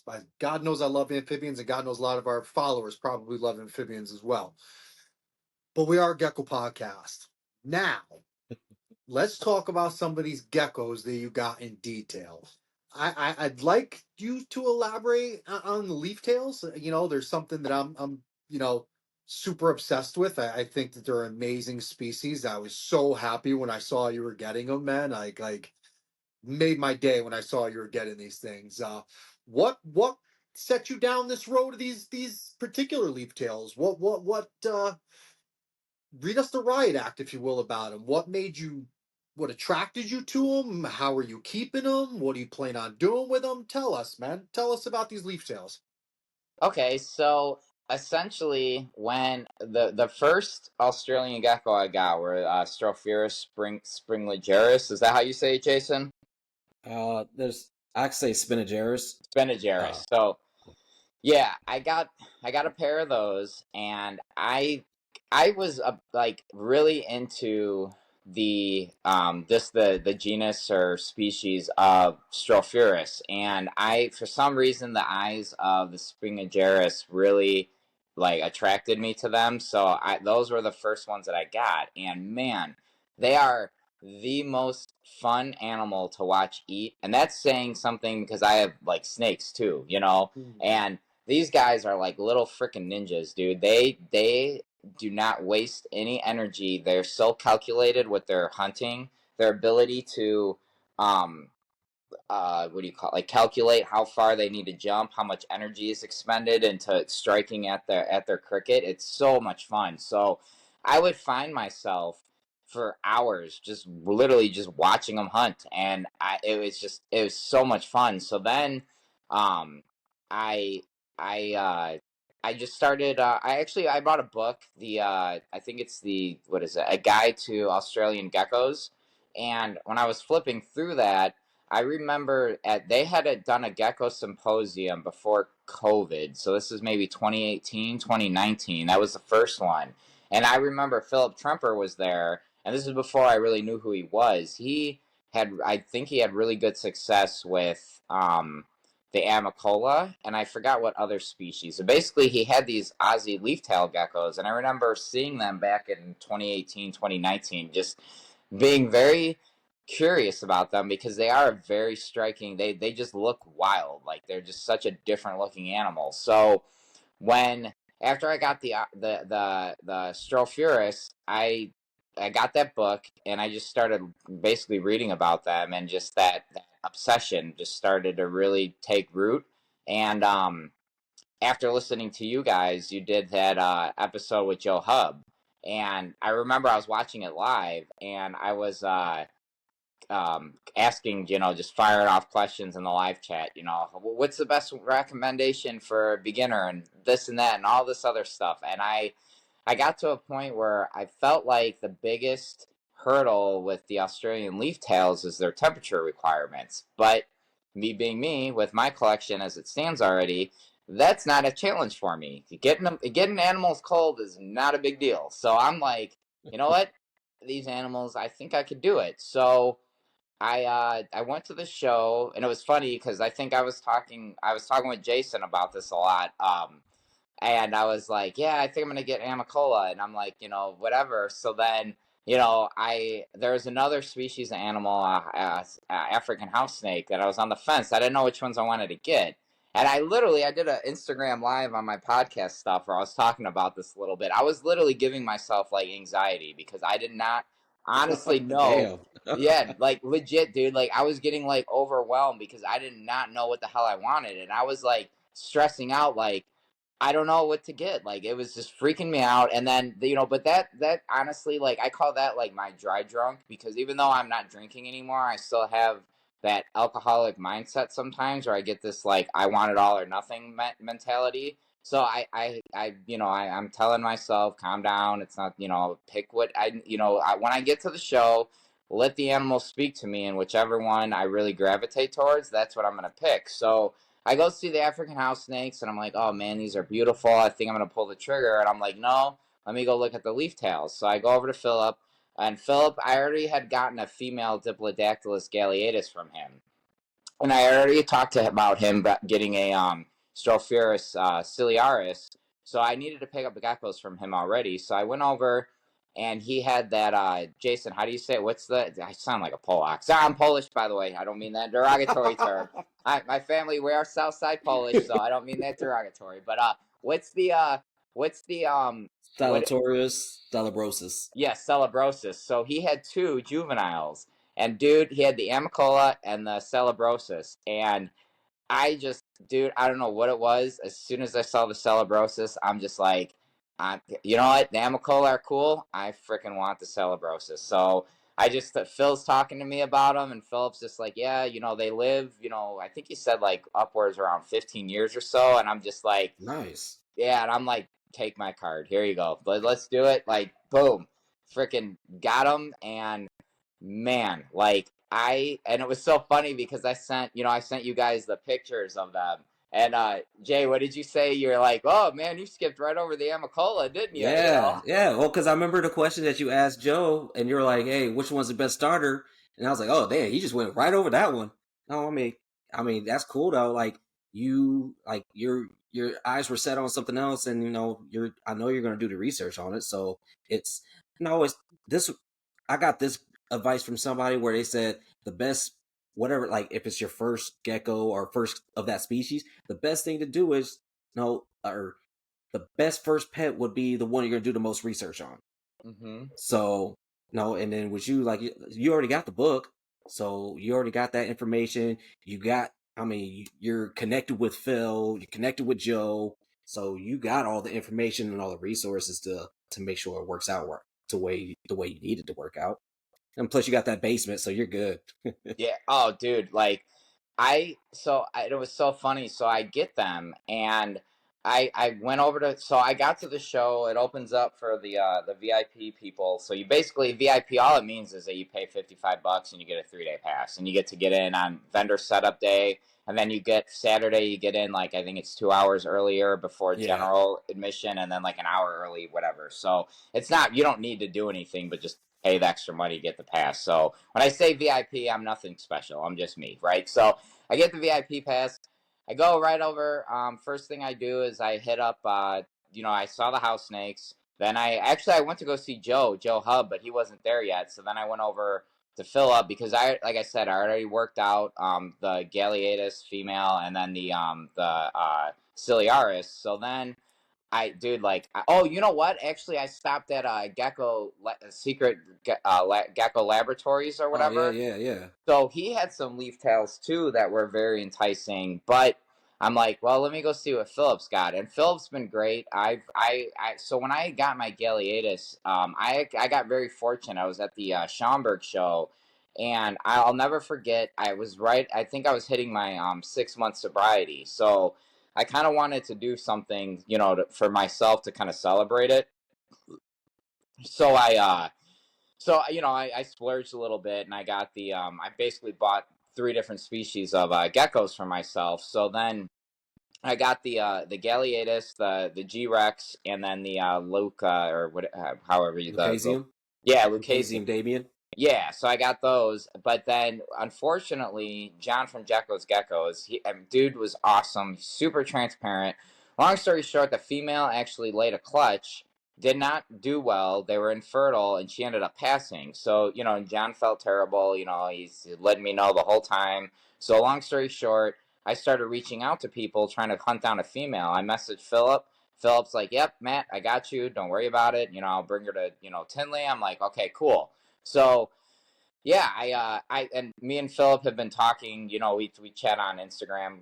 About gecko stuff. Whatever. So I was like, well, before I buy anything from anybody else, let me go see what Philip's got. So I go over there, and man, he's got the Celebrosis, and dude, I don't know what it was about those animals, if it's their tails or what, but you talk about like love at first sight. It was kind of like the best way to explain it. If you ever adopted an animal, a dog from a shelter, you don't know what puppy or what dog you're gonna get, but when you get there, something just speaks to you. That was the Celebrosis. Like I fell in love with them. I'm like, dude, I need these. I didn't want them. I needed them. You know what I mean? That's awesome. I had to get them. So yeah, I bought them, and then I basically how I have them set up right now, because they are too young to sex. So essentially, I have them in 12 by 12 by 18s. I have the Arcadia Luminize. Man, as much as I talk about Arcadia, I should see if they want to sponsor me. No, I have the Arcadia Luminize light on them. The UVB. I have the 6% forest on them, and then I have cork, basically kind of like what and Philip echoed the same thing, but basically how Joe Hub on your guys' podcast. For those of you who haven't heard it, I recommend it. It's an awesome show.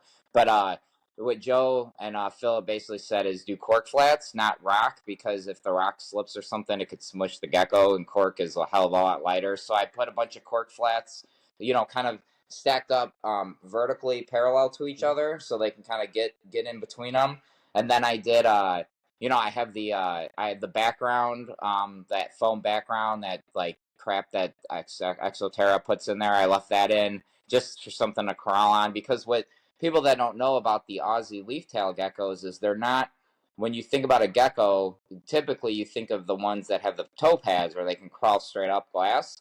These guys, they have like legit like claws, so they can't crawl vertically up glass surfaces, so they need rough stuff to climb on. So I essentially have cork on the sides of the tank for them to crawl up on, and then I don't have any heat. I just keep them at room temperature, and as of right now, because I live by myself, I have them right in my living room so I can watch them. Like, dude, the first night when I got home, I set up their enclosure, and I legit like or no, before I get into that story. So that's how the environment's set up. I also used organic topsoil for their substrate, and then I also did a false bottom. Um basically these geckos will not drink out of a standing water bowl, so you have to mist them every night. So in order to avoid any anaerobic bacteria buildup, and for those, if you don't know what anaerobic bacteria is, it's essentially anaerobic is a lack of oxygen. So when you have standing water and you don't have an area, that's why like dart frog keepers keep false bottoms, is you want to have a drainage layer so you don't have standing water, so that you get this nasty bacteria that will develop. It smells like crap. It's disgusting. It'll be detrimental to your animals. So like if you're keeping animals that are very that need a daily misting, I always recommend a false bottom because it gives the water somewhere to drain out on. So I have a false bottom. I put a I use you can buy um like I think Josh's Frog sells it. It's essentially like a substrate separator. But dude, honest to God, you don't even need that. Like I go to Home Depot, I buy. You ever seen that Vagaro? It's like weed block. People use it in their gardens. They put that shit down to keep weeds from growing out. You just get the stuff that's porous enough to allow water through. Dude, you buy a freaking roll of like 100 yards or whatever square feet, and I just cut that to the dimensions of the tank, and I just use that as my substrate separator barrier. So yeah, that's how I have them set up. And then when I got home, after I set everything up, I wanted to go to bed the first night at Tinley. Like that was Friday, so I wanted to go to bed early because I was going to get to the show at 8. I wanted to be there at 8, and I'm about 25 minutes outside of Tinley. So I was up legit till like 1 in the morning, just sitting on the couch watching these Damn. things, dude. It was they are so cool, man. Like when I took them out of the deli cup to go put them in their enclosure, the way that they like, have you ever held a tarantula? Like in my mind, before I pick something up, I feel like I have an idea what I'm expecting it to feel like. And the only time I've ever had a feeling like this is when I first held a tarantula, because I thought I knew what it was going to feel like it walking on me. Totally wrong. Like it felt completely different. Same thing with the Salabrosa, because like I go to pick them up and their little claws, dude, it doesn't hurt, but it almost feels like little like needles. Like it was such a cool like, I'm like, oh wow, that's not what I was expecting. And I don't handle them obviously, but I went and put them in their enclosure, and dude, they went and hid for maybe the first hour, and then I turned off the TV, and I'm legit just sitting on the couch. I only have I live off of kind of a main street, so I have a street light outside of my house, so that's the only lighting. And dude, once it got quiet, those guys, they came out, they're just crawling around exploring their tank, and I legit was up till like 1 in the morning. Just I could not fall asleep. I just wanted to watch them all night, dude. I So know the cool. feeling. Oh my god. Oh, I think I was the same way when I got my Stropharis from last year when I went to Tinley, and I was in the Airbnb, and I had it with me like the first night, and I'm just watching him in his little cup the whole time, firing up and down. Just he'll go from like paper white to almost solid, like saturated brown. It was crazy, and I'm just looking at him the whole night. I'm like, damn, I gotta go to sleep, because just like you, I was like, I bought that VIP stuff from last year, and I was there like 8 in the morning the next day because I had a flight like at like 1 or 2 o'clock in the afternoon. So I was like, all right, let me go ahead and get my steps in and see everybody's stuff again, and just keep going. Yeah, man, definitely know that feeling of just staring at your geckos. Like right now, I'm kind of staring at these other. I'm like waiting for my geckos to start coming out, because I have out in the living room. I have my Cerdodactylus striatus. Like they're like away from the rest of my collection right now for a little bit longer, and just watch them, see what they're doing, see if they utilize all the climbing stuff I gave them, because they're terrestrial geckos, but I've seen them utilize, like I have like those bended mossy vines in there, different cork setups where they can look like they're climbing against the wall, and they're utilizing everything. It's great, like because the bend itself is like almost is about 18 inches tall, and so they're just everywhere, and they're a little small 2.5-inch gecko just going everywhere. They're fast as lightning. They are probably as fast as a day gecko. Oh, dude, that's lightning fast then, man. Yeah, like I blink and they're gone. I'm like, oh shit. Right? So it's hard getting pictures. When I get pictures, like, damn, something really good happened to let me get a picture of them. Did when you got your Stropharis at Tinley, what species did you? Because you work with a couple. Which species did you get when you were there? Oh, I got a Silieris. I got Mm. one from Joe Hupp. Oh, Because like literally, so right after the symposium was done and they did the sales, so I was like, all right, cool. First place I went to was Joe. I was seeing what he had. He had a pair of Tenakata. I was like, damn, it's a little out of my price range right now. Uh, I mean, they weren't bad, but I wasn't even going to go buy animals when I went to Tinley. I was just going. It was my first one, so I was like, just wanted to experience it. But he had one. I was like, seriously, you're selling it for that much? Give me it now. nice. So like, Oh yeah. here's my card, Joe. Take my money, please. Right. So yeah. That's awesome, dude. Yeah, like yeah, I don't know. Joe Hub is a him and Phil, dude. Like you go to their booths, it's just it's. I mean, I don't know. You need. I was talking to I mean, Jason and I were commenting on Facebook where he's like, I was like, oh man, I don't know what I'm gonna buy, blah blah blah, and he's like, you got to practice self control. I'm like, what is this self control you speak of? And can I buy this? You know, I'm like, what? I'm like, oh my god, like, dude, it's so easy to just like, man, there's just so many cool geckos. Just those two alone, and then I think his name's Tom with Secret Gecko Laboratories. Like, dude, Oh That's yeah. insane shit. oh my god, dude. I mean, you talk about the knobtails that guy has. Holy cow, just those alone. I mean, he had these albino Levis Levis. Oh my Yeah. goodness, dude. They were just Oh, so bright. yeah, I saw his list when Mm-hmm. he put out that list on Facebook. I was like, ooh, like he had like literally he had like a 4.5 of Nephris Asper. Mm-hmm. I Mm-hmm. was like, who the hell has that many Aspers? Like, goddamn. Me soon. They'll be one of my next species. The aspers, the amii, or the levis, man. Those are my my crosshairs are set on them.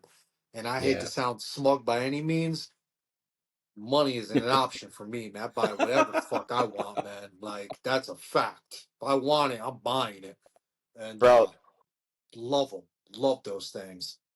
dude, that's what I was like at this show where I'm just like, I'm going to get something awesome and I don't care the price. And I'm super and then the Ciliaris, like I knew I was gonna get the one, and then freaking Philip pulls out this other one. And like what I would like to do is I'm kinda actually doing a little bit of I don't know if you want to call it an experiment or whatever, but I'm going to give my Ciliaris really not like I'm gonna make sure I gut load with really really high end, not high end, but really high carotenoid diet, and then I'm also going to make sure I dust with really good carotenoid supplementation because I want to see, I would like to get I would try I'm going to try to shoot for a line breeding where I'm going to get very very high orange Ciliaris.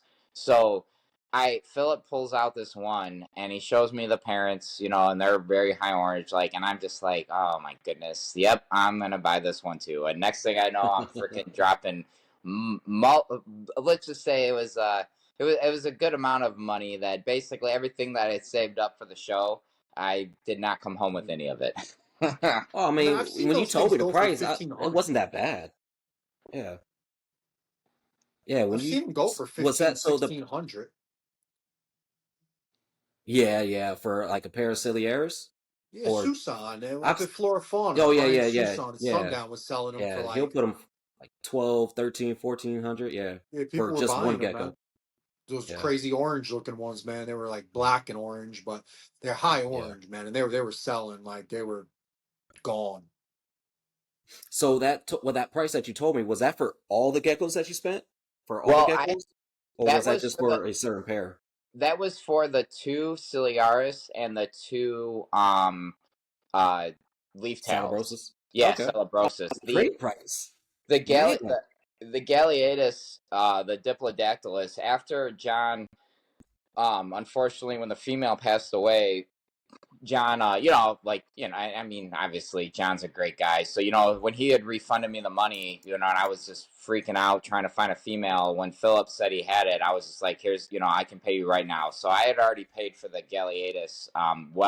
This was back in I think like June, I want to say. So, Yeah. yeah, that one was already paid. But yeah, I got all four of them, from Philip. And, yeah, dude, I mean, that guy is just, I can't, I mean, he's so cool because, like, I remember when I first really talked with him about geckos, I didn't buy anything from him. This was back in March. And, like, vendors, they're there to make money. And especially Philip, with the amount of animals and the rarity of his collection that he brings for sale, like, he took so much time to just, like, sit there and just talk geckos with me. Like, that made such a really, and it's really important, like, because of his kindness and his compassion towards me. I'm just this random guy that was just talking to him about Strophuris. Like, he has made a customer for life. Like, I mean, and it was so cool that he's got, I mean, anytime you go to his booth, he's just got all these people there. And Philip and I were talking, herp books, and, like, he was telling me about when he was in Europe, he went herping and he saw fire salamanders in the wild. And, like, for him to take time out of that show to just, BS with me, like, it really, really made an impression on me where I'm like, I want to support this guy, and same thing with Sure. Joe Hub. Like, I had no intention of buying these freaking parthenogenic, Australian geckos. And Joe was the same way. Me and him were talking geckos, and I'm just like, I wanted to support him, so I'm looking at his stuff, and I'm like, wait, are those the Partho Aussie geckos? And he's like, yeah, and I'm like, man, you know what? And he's like, yeah, they're not even that expensive. I'm like, all right, I'll take two, and it was nothing more than just, it was just like an act for me. It was like almost like an act of kindness, just to show him, like, hey, I appreciate you took time out of your show to talk to this random dude, so I'm gonna pay it forward, if that makes sense. You know what I mean? Yeah, of course. That's awesome. I said those So when geckos you he's buy talking about are called Heteronotia benoi. Mm-hmm. Yeah. when you buy new species of geckos like this, and I know they're Australian, so obviously they're captive bred and whatnot. Are you implementing any type of like quarantine practices? I Oh, mean, just because they came to a show, how are you doing that? Bringing a new animal from the show home? absolutely. So I have, like, my leaf tails are right now. They're literally, like, in the living room. So they're I don't have any other animals in the living room. So those are kind of their own, in quarantine. Then, so I have a 3-bedroom house. So my basement has all my salamanders in it, and my Goniosaurus. My gecko slash house snake room, that's like my warm room. That's where everything that's past quarantine, that's where all the new stuff will go. But as of right now, the Ciliaris and those Partho Aussie geckos, those are in the other bedroom, that those are in quarantine. And I would just say, I don't know if you want to say I'm a little bit nutty, but, like, I won't go into the quarantine room until it's the last, like, stop of the day. So, like, if I'm going to spend time with them, I'll make sure that I'll make it a point to get to all the other animal stuff first. Then, if I Makes want to, sense. hang out, yeah, like last night, I wanted to make sure that I saw the Ciliaris eat. So basically, what I did was I fed all my other stuff. Then, I went into the quarantine room, and then I fed the Ciliaris, and then I sat in there for like an hour, watched them eat. And then the other thing that I do, which I don't know if this is overkill, but, like, when I go to Tinley, before I even mess with my animals, I literally will come home, shower, I change, I leave all my clothes downstairs, just because I've never seen it there before, but I've heard people saying when they leave, like, reptile shows, that sometimes people will get mites in their collection. So just to avoid any complications with any of that, like, I don't handle animals. Like, when I go to a reptile show, it's very common with, like, snake breeders, where, like, if you show interest in a snake, a lot of times they might offer to get hands on. So they'll want you to hold it, because, let's be real, when you're holding a really cool snake that you're thinking about buying, if you kind of hold it, you might even lean I more just buy towards it. yeah. Yeah. So, like, if like I'm obsessed. I love green anacondas, and I'll sit there. If I see green anacondas, I will just Google at them for 20 minutes. And usually, a lot of times, breeders will offer, "Hey, you want to hold it?" And I'm like, I would, but I don't, because and it's nothing against them, but I don't know how they keep their animals, so I don't want to. I just take Fair. it. I look at it as a risk that doesn't need to be taken, especially if I know I'm not going to buy it. Why am I Yeah.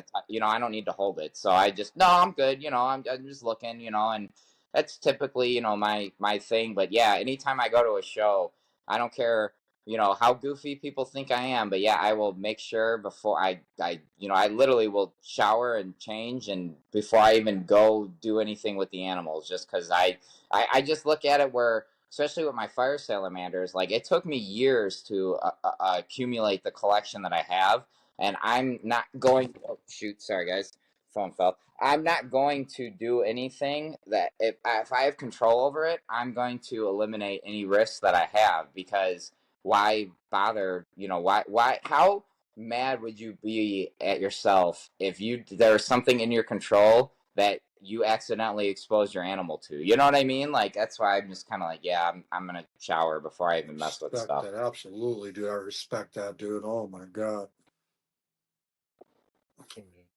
I mean, it's crazy because there's so many, like with bee sal. So like that's something too. Like, so bee sal is this fungus that has ran rampant in Europe, where from my understanding, is its origins. It originates out of Asia, and a lot of their caudats are.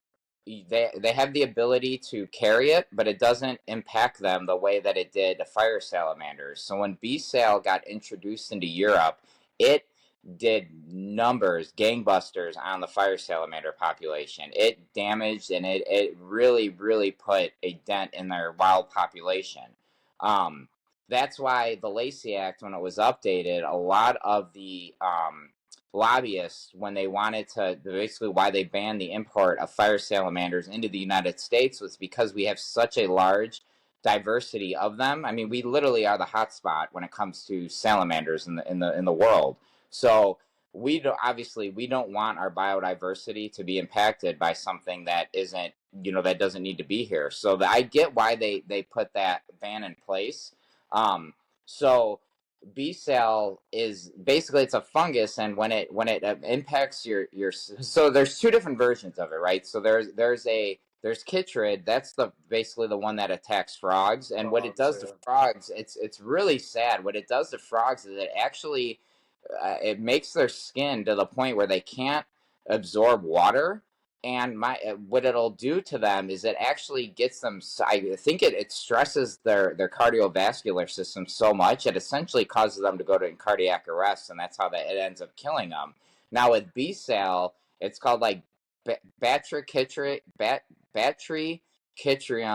salamandrosis, I think is what it is. And basically what it translates to is like the salamander eater, I think is what it translates to. And what it does is it literally, like, it almost looks like, if you look it up, it looks like the fire salamanders, like they have cigarette burns on their skin. It creates these ulcers, and it just runs rampant. It kills the salamander. So they the because of how these different bacteria and funguses are so prevalent with the amphibian population, I'm very, very sensitive towards exposing my collection to stuff. The other thing too is with the snake hobby, there's they call it the serpentor virus, where it's basically a viral infection that my understanding is it coats it causes the snakes to develop really like thick, almost like mucal membranes on their lungs,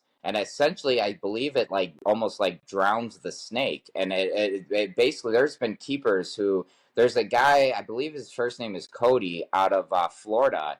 He lost like literally thousands and thousands of dollars worth of pythons because he had the serpentor virus just go rampant through his collection. And this is before snake keepers really knew what this was.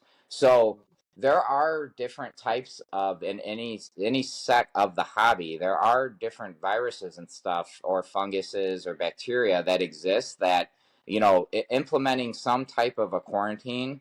If you have a large collection, especially if it's very valuable, I mean, I shouldn't say valuable. If it's valuable to you, I really recommend that you don't want to mess around with, especially when it comes to quarantining your animals. It's very, just do it. You might think it's overkill, but trust me, it's going to save you so much heartache down the road. Absolutely agree with you 100%.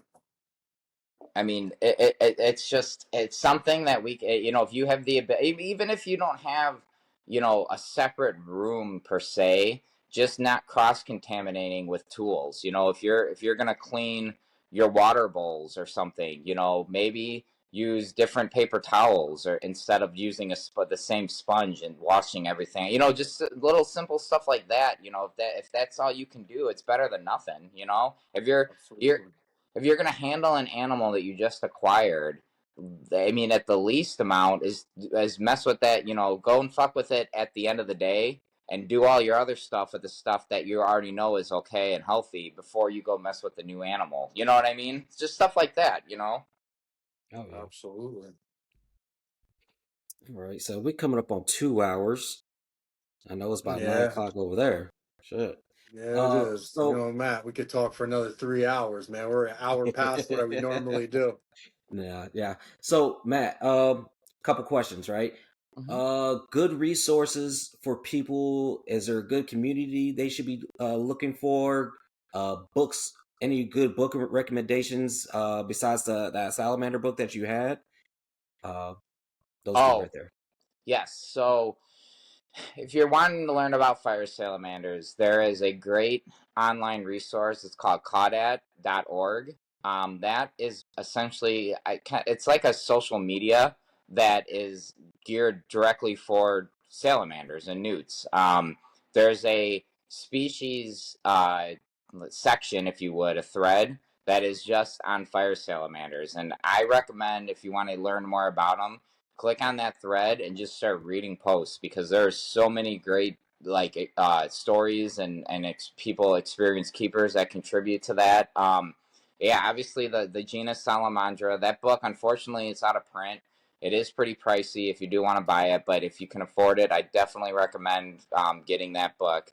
There's also a bunch of other salamander books. There's one, I think it's just called Newts and Salamanders. It's basically it's like 1,100 pages long, and it is the biggest, most thorough book ever, in my opinion, ever written on caudads. I mean, it has a species account of, I mean, this is natural history, not so much husbandry, but it is awesome. That book, you can get it. It's in Europe, but if anybody's interested, contact me. I don't know off the top of my head what the website was, but there is a website in Europe that will ship to the United States, and that's how I acquired mine. That book I recommend. There's also a series of books. It's called like Keeping and Breeding Rare Salamanders and Newts. That's another Chimera edition book. You can get those on Amazon. I recommend. There's three out. It's up to volume 3. Volume 4 is about to come out. I recommend those. Um, so yeah, those, and then also there's a group on Facebook. It's not as active as it used to be, but it's I think it's called Salamandra Keepers US. That group is good. Then there's just a general Salamandra keeper, and that's worldwide. That's a really good resource. There can be a little bit of, I wouldn't say, kind of gatekeepy mentality, but if you can get past that, try to practice some thick skin, and there are good people on there. So if your first impression someone's kind of a jerk, if you just kind of ignore them, someone who's kind-hearted and compassionate most likely will reach out to you and be able to help you. And you can always reach out to me. I love talking about salamanders. So I'm definitely a resource too. I'll answer whatever I can. It's awesome. Yeah. Go ahead, you got any last questions?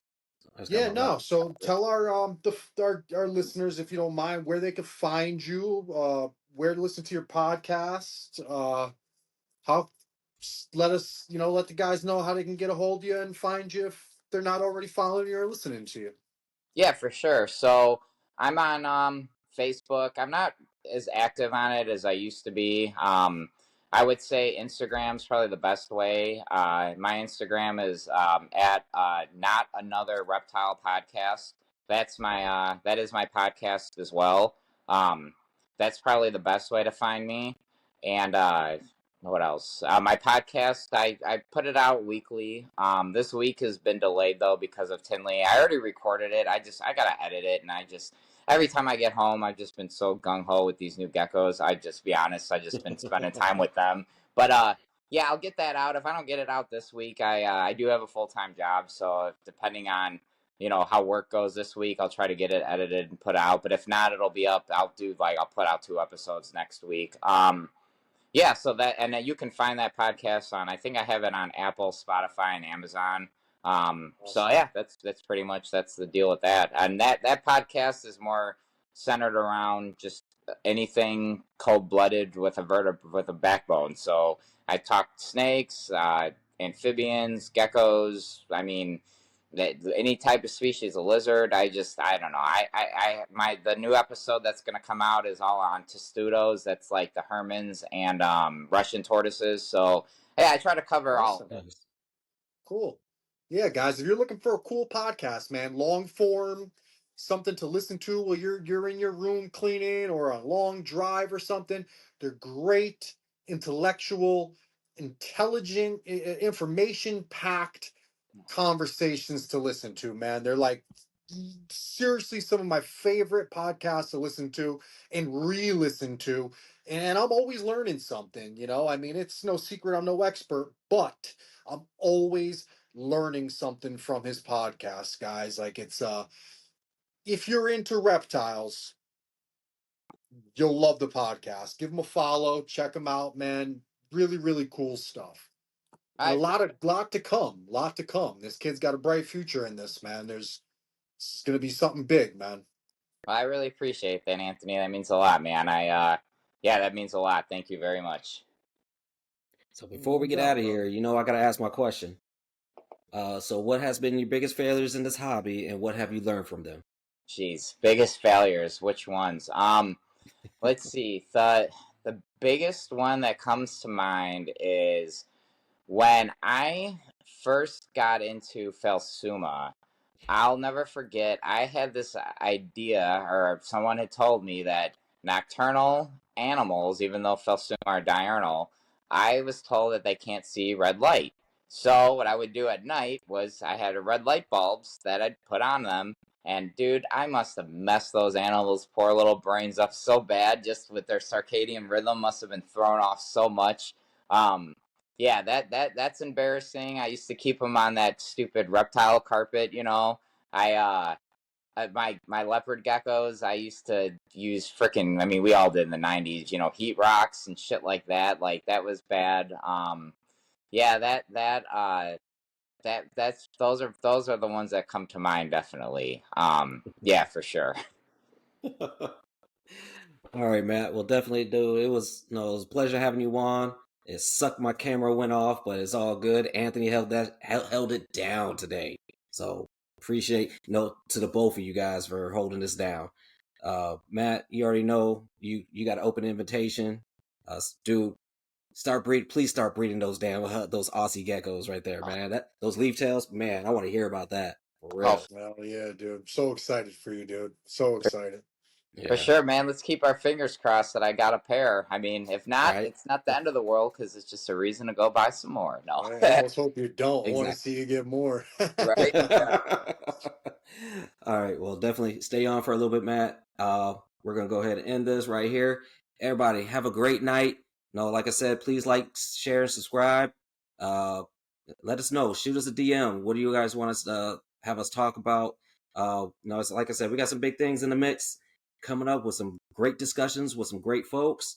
So just be on the lookout for that stuff. Until then, have a great night. Later, guys. Cool. All right, we are off.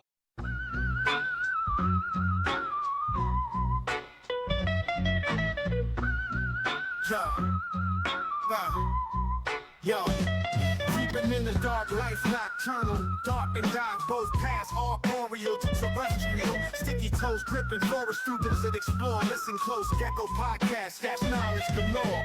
Reptile talk, host Anthony and Jason. Trade secrets flow, no time wasted. From tropics to town, it's sight raining. With every chat, reptile game changing.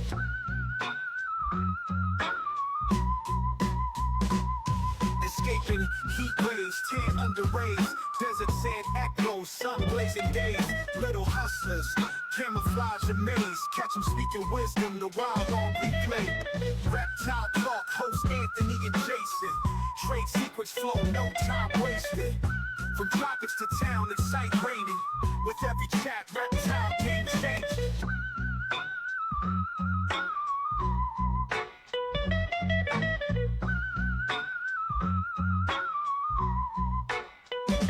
Sculling through the leaves, shadows unseen. Master of the skies, chameleon dream. Lizard tails flip, script getting clean. Gecko exchange, true reptile fiends. Reptile talk, host Anthony and Jason. Trade secrets flow, no time wasted. From tropics to town, it's sight raining. With every chat, reptile game